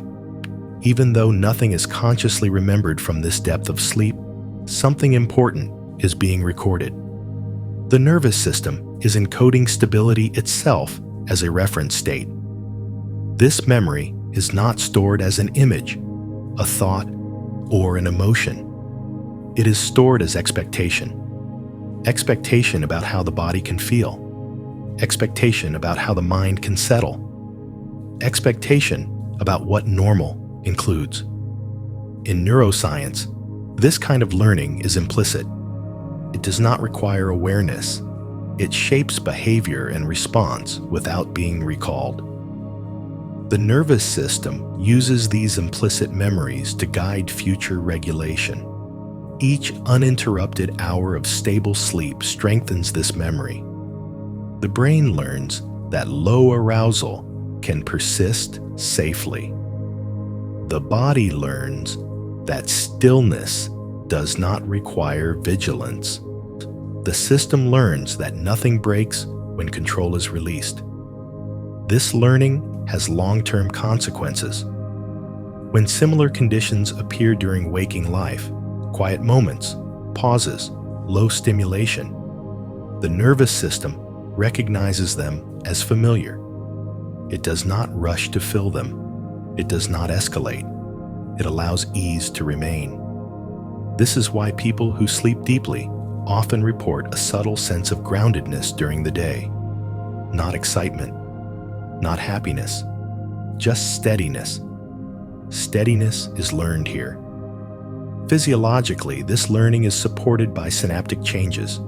Connections that support calm regulation strengthen. Those that support unnecessary alertness weaken through disuse. Over time, the balance shifts. This shift is gradual. It does not announce itself. It accumulates. The body participates by adjusting baseline muscle tone, breathing patterns, and autonomic thresholds. These baselines are carried into wakened life automatically. They influence posture, voice, and response without conscious control. Stability becomes embodied. This is why healing sleep is not about one perfect night. It is about repetition. Each night adds a layer to this implicit memory. Over weeks and months, the nervous system becomes more reliable, more resilient, and less reactive. Right now, another layer is being added. There's no awareness of this process. Awareness would only interfere. The system records stability best when nothing is being observed. The night continues to provide the same conditions: predictability, low stimulation, continuity. These conditions are the teachers. The nervous system is the student. By the time morning arrives, this learning will already be complete.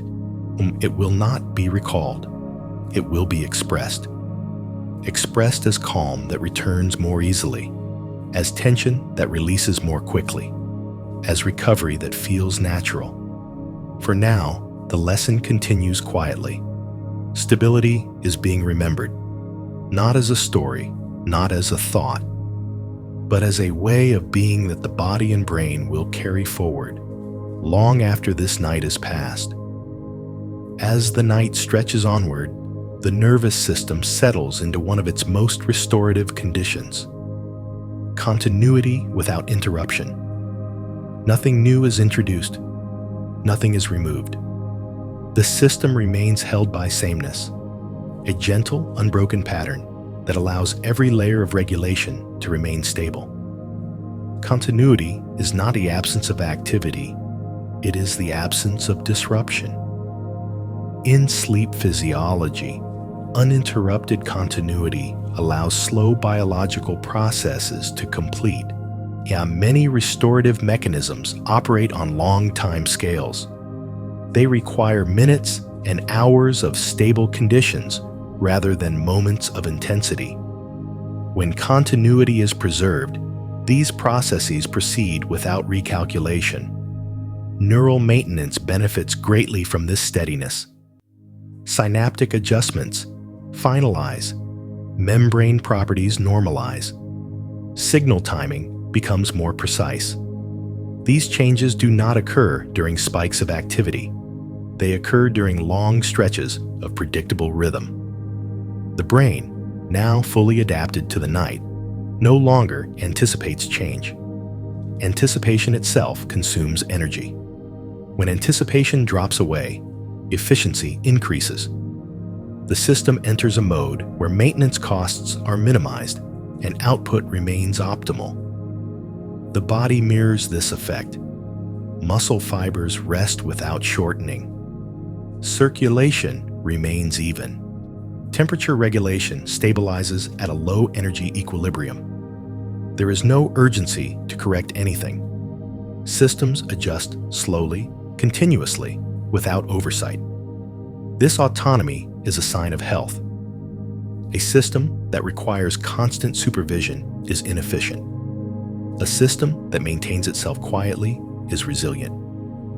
Emotionally, there is no tone present here. Not calm, not neutral. Simply absence of evaluation. Emotional circuits remain ready but unused. They are neither activated nor suppressed. They are resting in capacity. This state supports emotional longevity. When emotional systems are not overused, they retain flexibility. They respond when necessary and remain quiet when not. Sleep preserves this flexibility. If awareness were present, it would likely feel suspended, neither moving forward nor backward. But awareness is unnecessary. The system does not depend on observation. It depends on consistency. Continuity provides that consistency. This is why environments that remain steady throughout the night support deeper restoration. Predictable sound, stable temperature, gentle darkness. Each element reinforces the same message. Nothing is changing. Nothing requires response. The nervous system trusts this message now. Trust reduces internal chatter. Chatter consumes energy. Energy conservation supports repair. The night continues without milestones. No transition announces itself. The system simply remains where it is, held by repetition. This holding is not passive. It is active maintenance, the quiet kind that sustains long-term health. Systems are not improving or declining. They are being kept within optimal range. This is often the most overlooked aspect of sleep. Preservation, not growth, not change. Preservation of balance. Right now, balance is being preserved across every level: cellular, neural, hormonal, emotional. This preservation ensures that when change is required later, the system can adapt without strain. Nothing here needs to deepen. Nothing here needs to resolve. Continuity is enough. The nervous system remains held, supported by rhythm and predictability, carrying the body and brain forward through the night without interruption, without awareness, without effort, exactly as it was designed to do. As the night nears its later hours, the mind rests beyond the need for meaning altogether. Earlier, meaning softened. Now, it dissolves completely. There is no interpretation, no narrative, no significance assigned to experience, because there is no experience being organized. Meaning is a waking function. It arises from comparison, memory, and anticipation. In deep, continuous sleep, these functions are offline. The brain is no longer asking what anything means. It is simply maintaining conditions. This absence of meaning is not emptiness. It is completeness. When nothing needs to be interpreted, nothing competes for attention. Energy is conserved. Focus is unnecessary. The system operates at its lowest level of cognitive demand. Neuroscientifically, this corresponds to minimal activity in networks associated with semantic processing and self-reference. Language centers remain inactive. The default mode network, responsible for constructing internal narrative, stays quiet. Without these systems engaged, the mind has no reason to assemble experience. This is why deep sleep feels blank in retrospect. There is nothing to remember. There is nothing to retrieve. But this blankness is not a gap. It is a state of uninterrupted regulation. The body continues its work without reference to outcome. Repair does not require explanation. Integration does not require insight. Everything necessary proceeds automatically. This is the most efficient mode the organism can enter. Even if awareness were to arise briefly, it would find no foothold. Without meaning, there is nothing to grasp. Awareness would fade again, not because it is resisted, but because it has no function here. The night continues to hold the system gently, without commentary.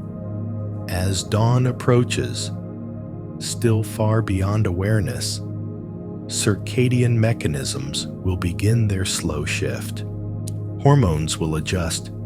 Body temperature will rise subtly. Neural excitability will increase gradually. But for now, none of this has begun. The system remains in rest without interpretation. This is important because meaning, while useful, is also taxing.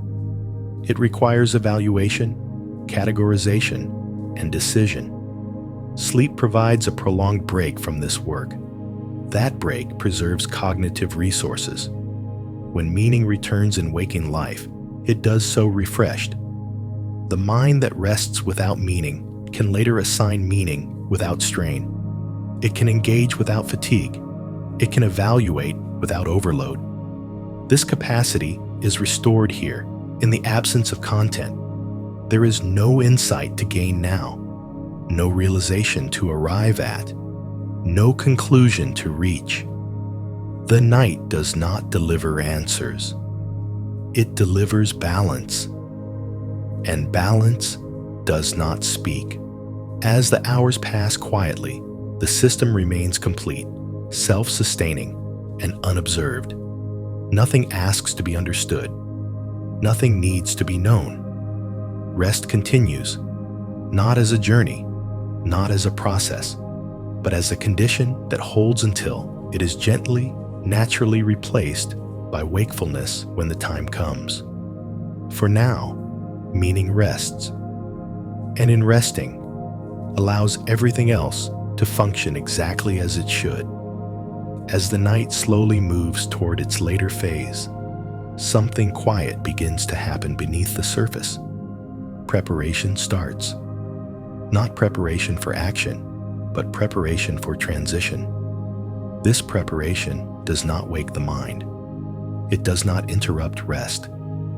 It unfolds gradually, layered so gently that awareness never needs to return. From a circadian perspective, this is a finely tuned process. Internal clocks distributed throughout the body begin to coordinate subtle shifts. Hormonal signals change their timing, not their intensity.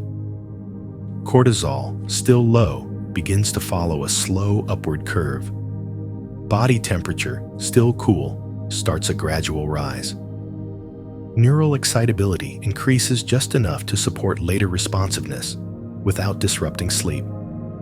This is not anticipation, it is alignment. The nervous system does not switch states abruptly, it blends them.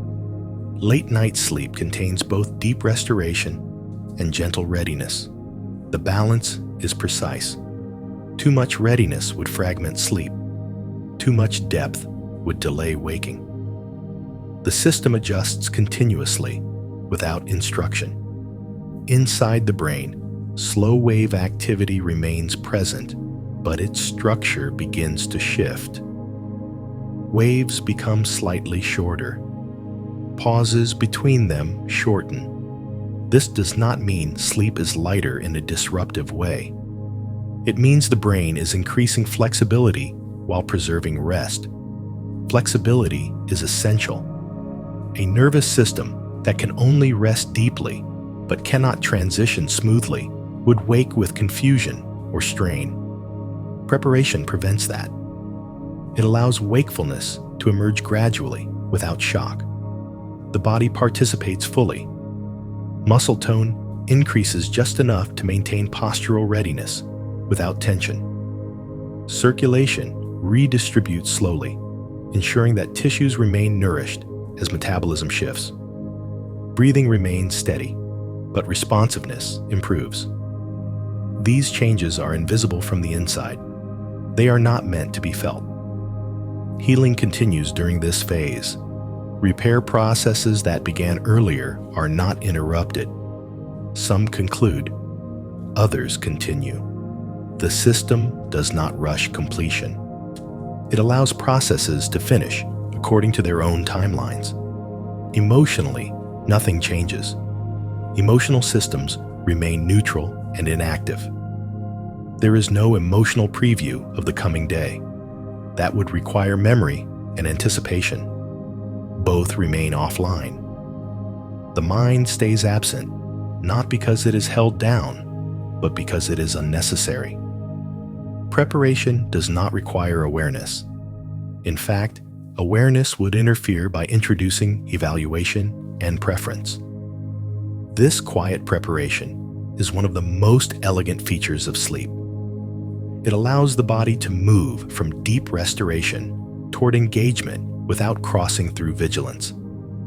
There is no moment of waking up inside sleep. There is only gradual reorganization.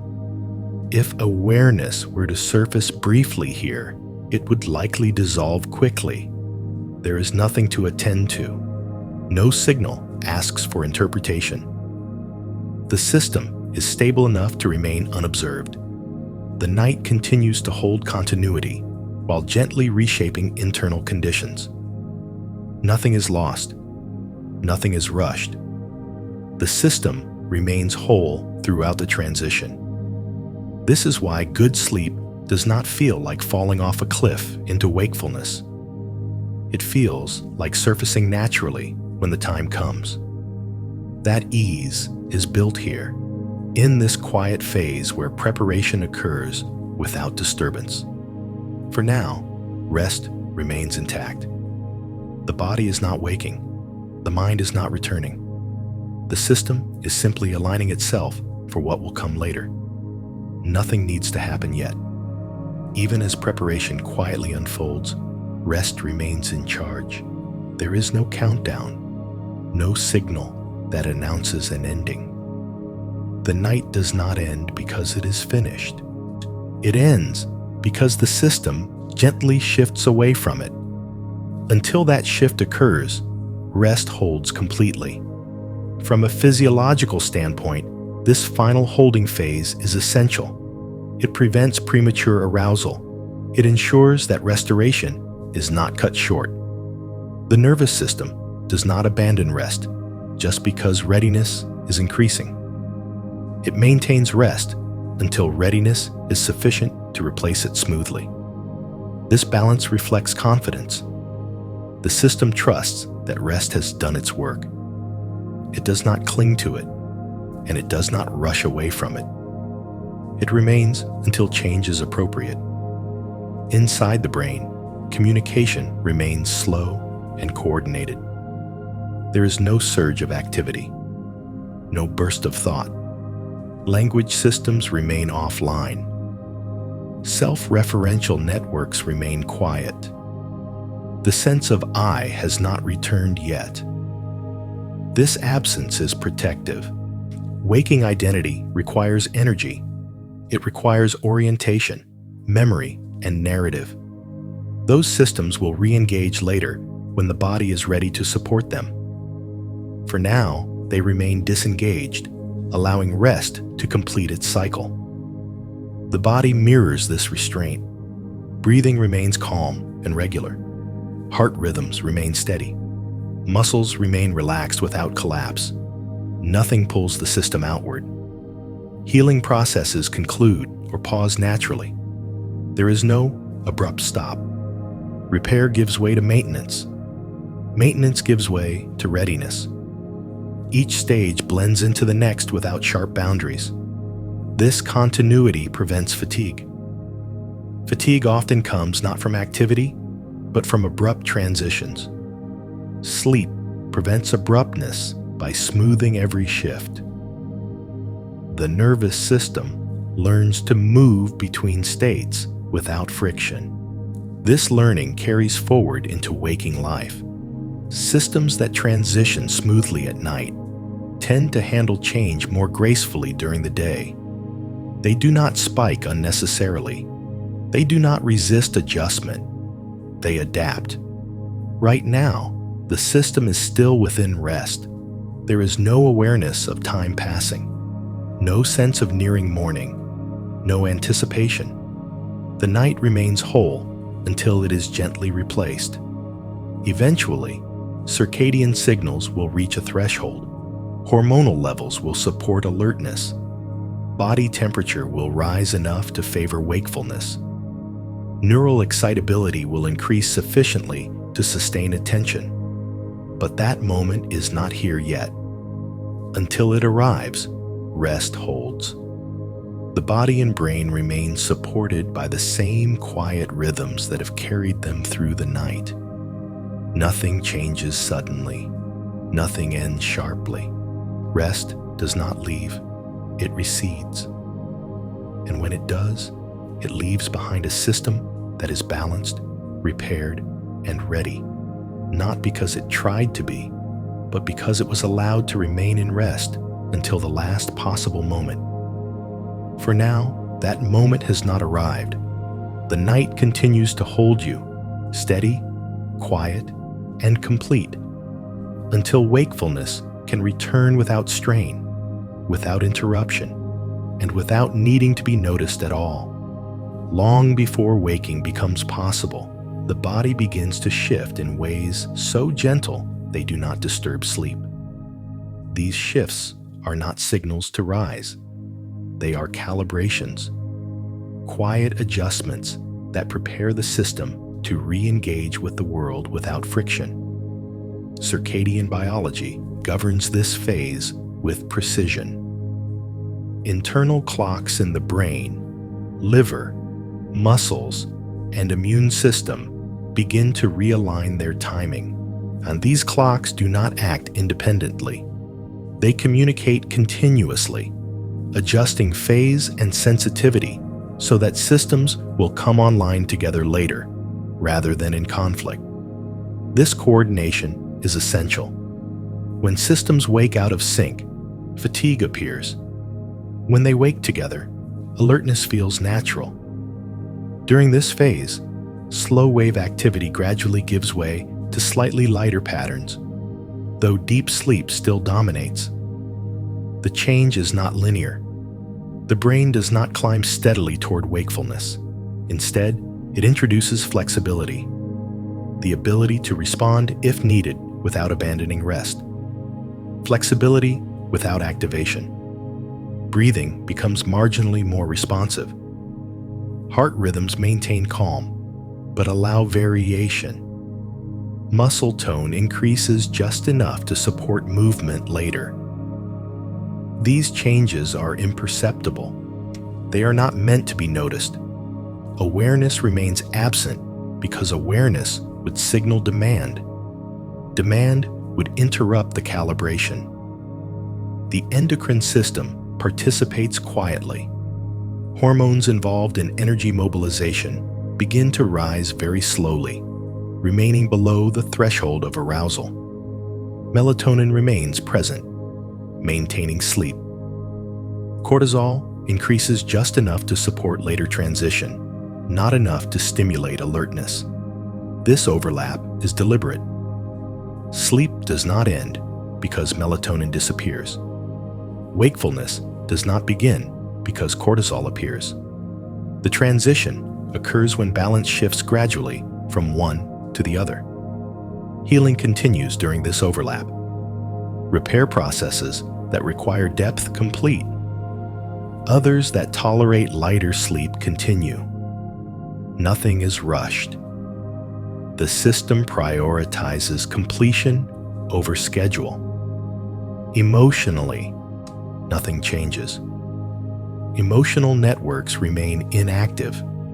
There is no anticipation of the day, no evaluation of what comes next. The mind remains absent because absence preserves efficiency. If awareness were to surface briefly, it would encounter softness without direction. No thought would form. No orientation would stabilize. Awareness would dissolve again, unnecessary. The body remains supported by rhythm, not intention. This phase is often unnoticed in memory, yet it shapes how waking feels. Abrupt mornings are often the result of interrupted calibration. Gentle mornings are the result of nights that allow this phase to unfold fully. Right now, calibration continues uninterrupted.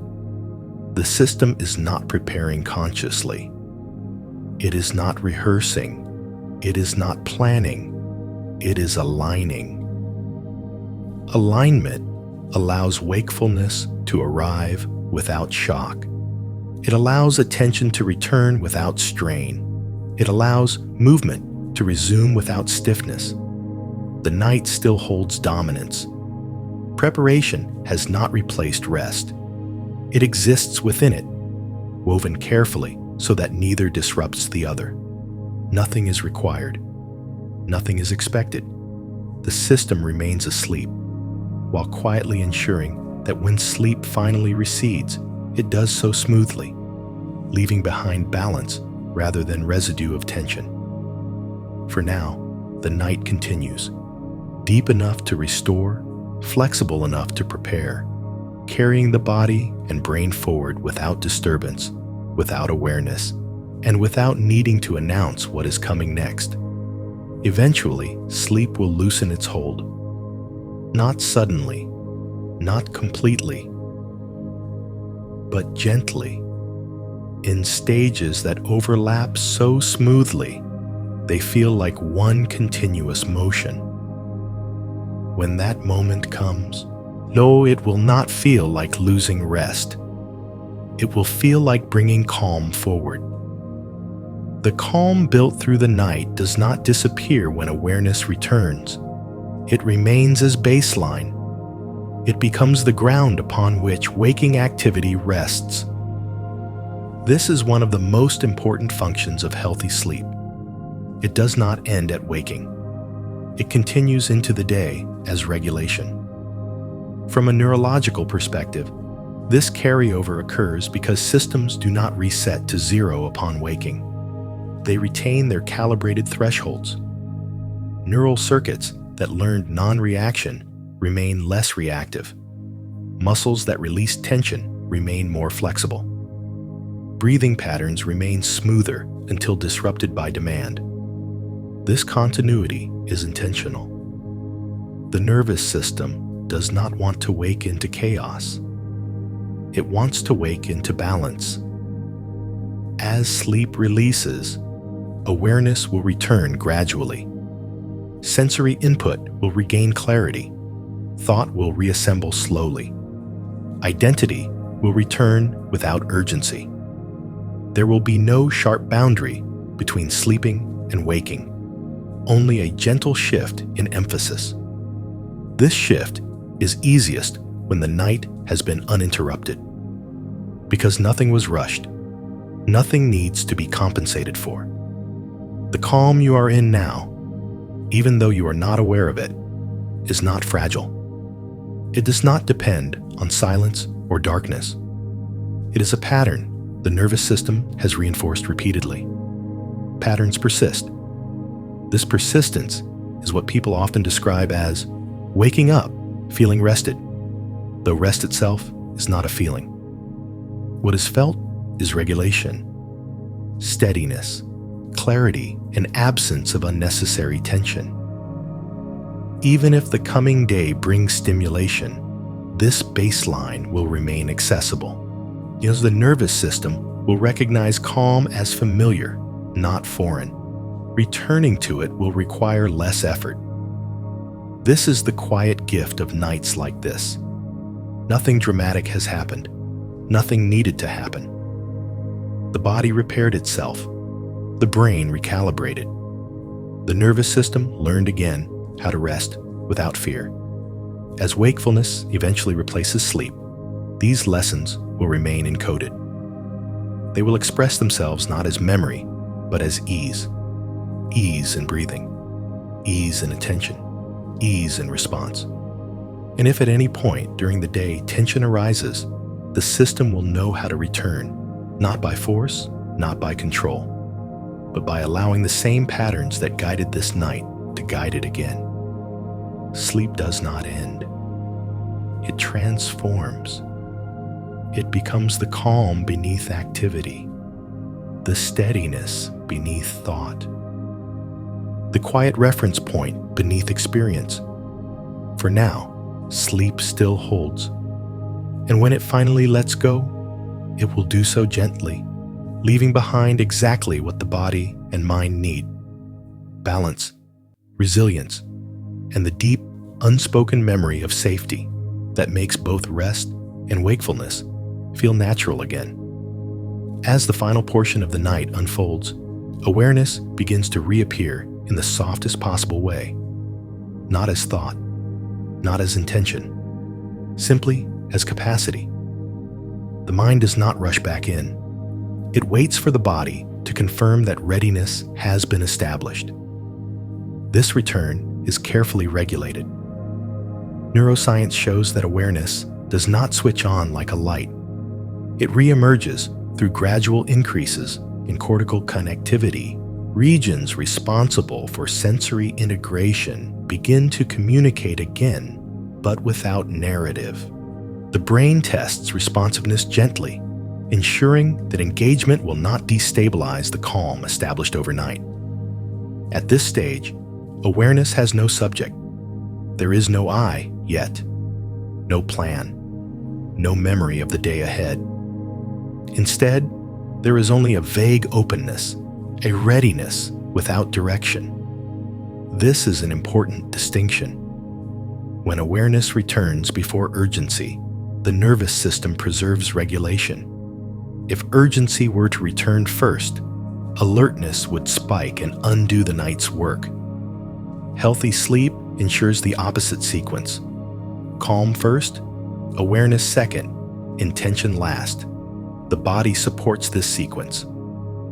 Breathing becomes slightly more noticeable, but remains smooth.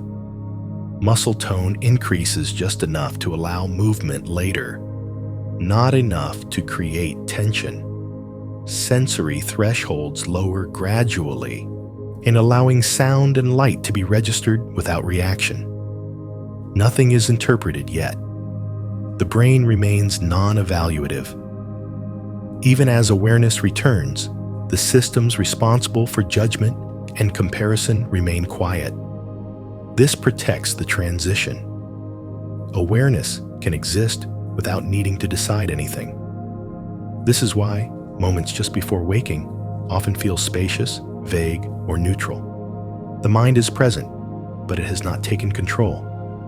Emotionally, this phase is still flat, not dull, not empty, simply undisturbed.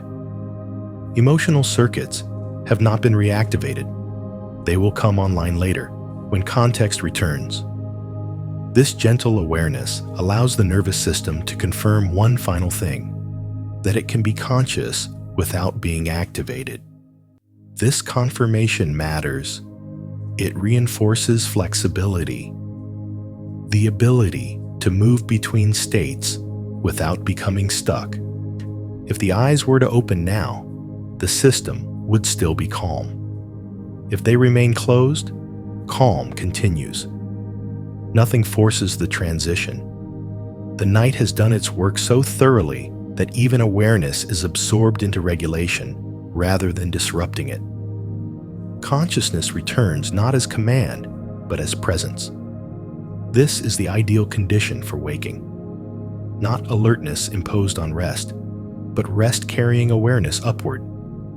For now, this awareness remains soft, diffuse, and uncommitted. There is still no reason to engage with the world. No demand has arrived. The system is simply testing readiness while preserving balance. And because nothing is required yet, nothing changes. When the night finally releases its hold completely, it does not vanish. It becomes the first layer of the day. Calm does not stay behind in sleep. It moves forward, quietly shaping the earliest moments of wakefulness. This carryover is not emotional. It is physiological. The nervous system retains the patterns practiced overnight. Heart rhythms remain steady. Breathing remains unforced. Muscles remain supple. These conditions form the base upon which waking activity begins. Neuroscientifically, this reflects preserved inhibitory balance.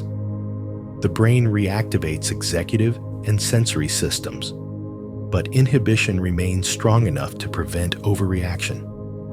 Signals are processed clearly, without amplification. Attention returns without tension. This is what it means to wake regulated. Thought may begin to form now, but it does not rush. Memory returns gradually. Identity reassembles without urgency. The mind takes its shape gently, rather than snapping back into place. This gentle assembly matters. When the day begins from calm, responses are proportional. Challenges are met without immediate escalation. The nervous system remembers that it does not need to mobilize fully for every stimulus. This memory is implicit. It does not need to be recalled. It expresses itself automatically. The body also carries this memory forward. Posture feels more balanced. Movements feel smoother. There is less residual tension to work through. Energy is available, not scattered. This is the practical outcome of healing sleep. Not euphoria, not motivation, but ease. Ease allows energy to be directed where it is needed, rather than spent on regulation. It allows attention to focus without strain. It allows emotion to arise without overwhelming the system. As the day unfolds, stimulation will increase. Decisions will be required.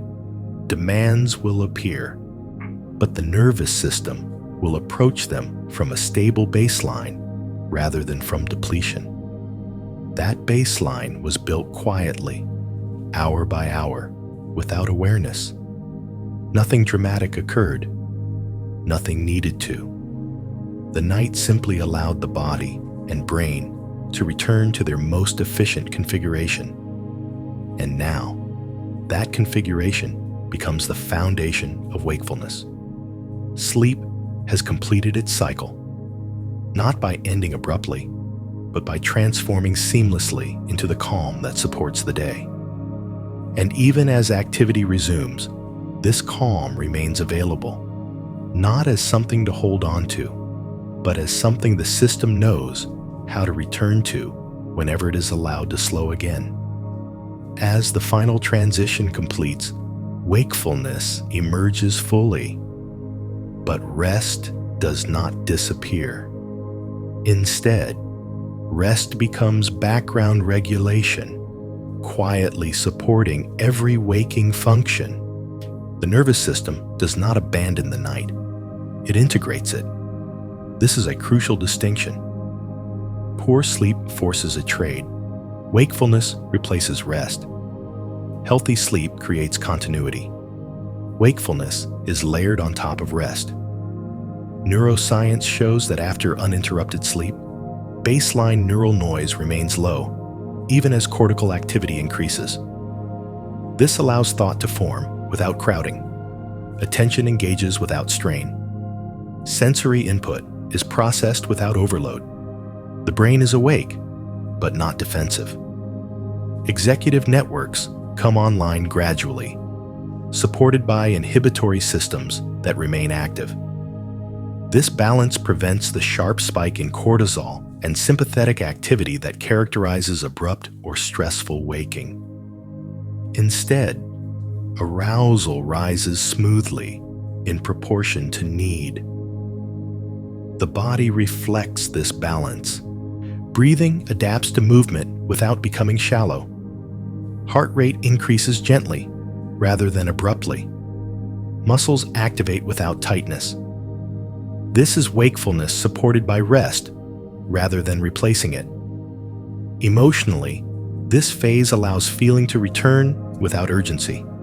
Emotional circuits re-engage, but their thresholds remain calibrated. Reactions are slower, more measured. There is space between stimulus and response.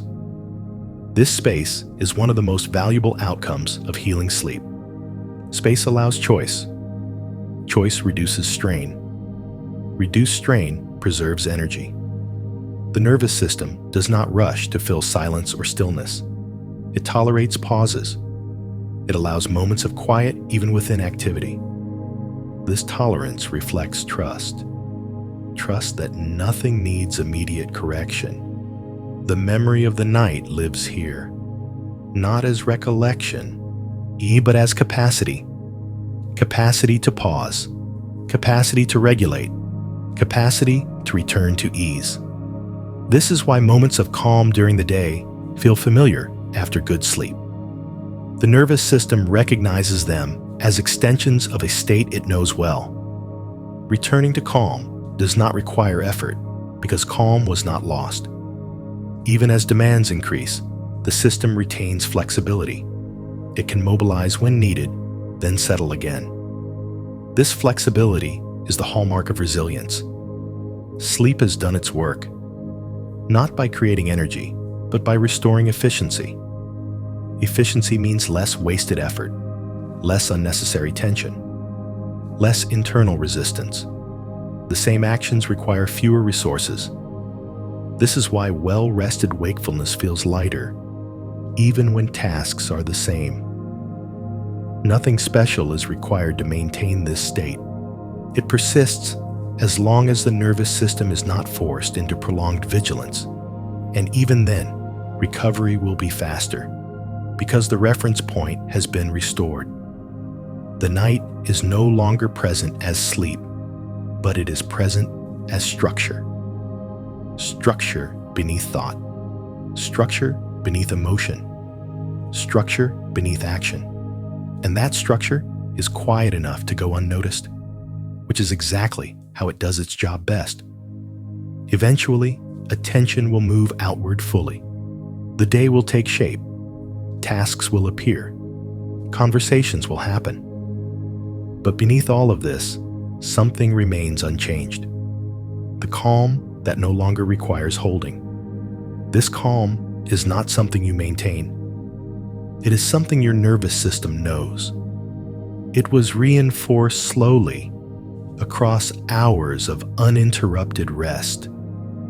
It was practiced without awareness. It was encoded without language. And because of that, it does not disappear when attention shifts. This is the deepest form of healing sleep. Not the sleep you remember, but the sleep that changes how you operate. The brain no longer needs to return to sleep to access regulation. It can access fragments of this calm during waking pauses, a breath between actions, a moment of stillness, a quiet space before responding. These moments do not recreate the night. They reference it. The body recognizes the pattern and responds. Muscles soften slightly. Breathing deepens. Heart rhythms stabilize. The system adjusts without instruction. This is not relaxation as an activity. It is regulation as a default. Over time, this default shapes behavior. Responses become less extreme. Recovery becomes quicker. Stress passes through rather than accumulating. These changes are subtle, but they compound. Nothing here is forced. You do not need to remember this calm. You do not need to protect it. You do not need to recreate the night. The nervous system already knows the way back. This is why the most effective healing happens without effort. Effort belongs to wakefulness. Healing belongs to rest. When rest is allowed to complete fully, its effects remain long after sleep has ended. The day will unfold, and beneath it, the night remains. Not as darkness, not as silence, but as a steady, unspoken foundation of safety and balance. You do not need to hold on to this. It will hold itself. And whenever you return to sleep again, tonight or any night, this calm will recognize the path immediately, guiding the nervous system back into rest with less resistance, less effort, and more trust. For now, everything is complete. Nothing needs to be done. Nothing needs to be remembered. The calm remains, even when you let go. You don't need to follow these words anymore. They can soften now, stretch out, and fade into the quiet beneath them. Nothing is being asked of you. Nothing needs to be completed. Everything important is already underway. Your body knows this rhythm. Your breath knows how to continue on its own. Your nervous system has settled into safety, and it no longer needs guidance. You are safe now. There's nothing to watch, nothing to hold, just drifting, drifting, drifting. If thoughts appear, they can pass through without stopping. If awareness fades, let it fade. If sleep deepens, let it deepen. The night will carry you from here, quietly, steadily. You are safe now, and you can drift away, drift away, drift away.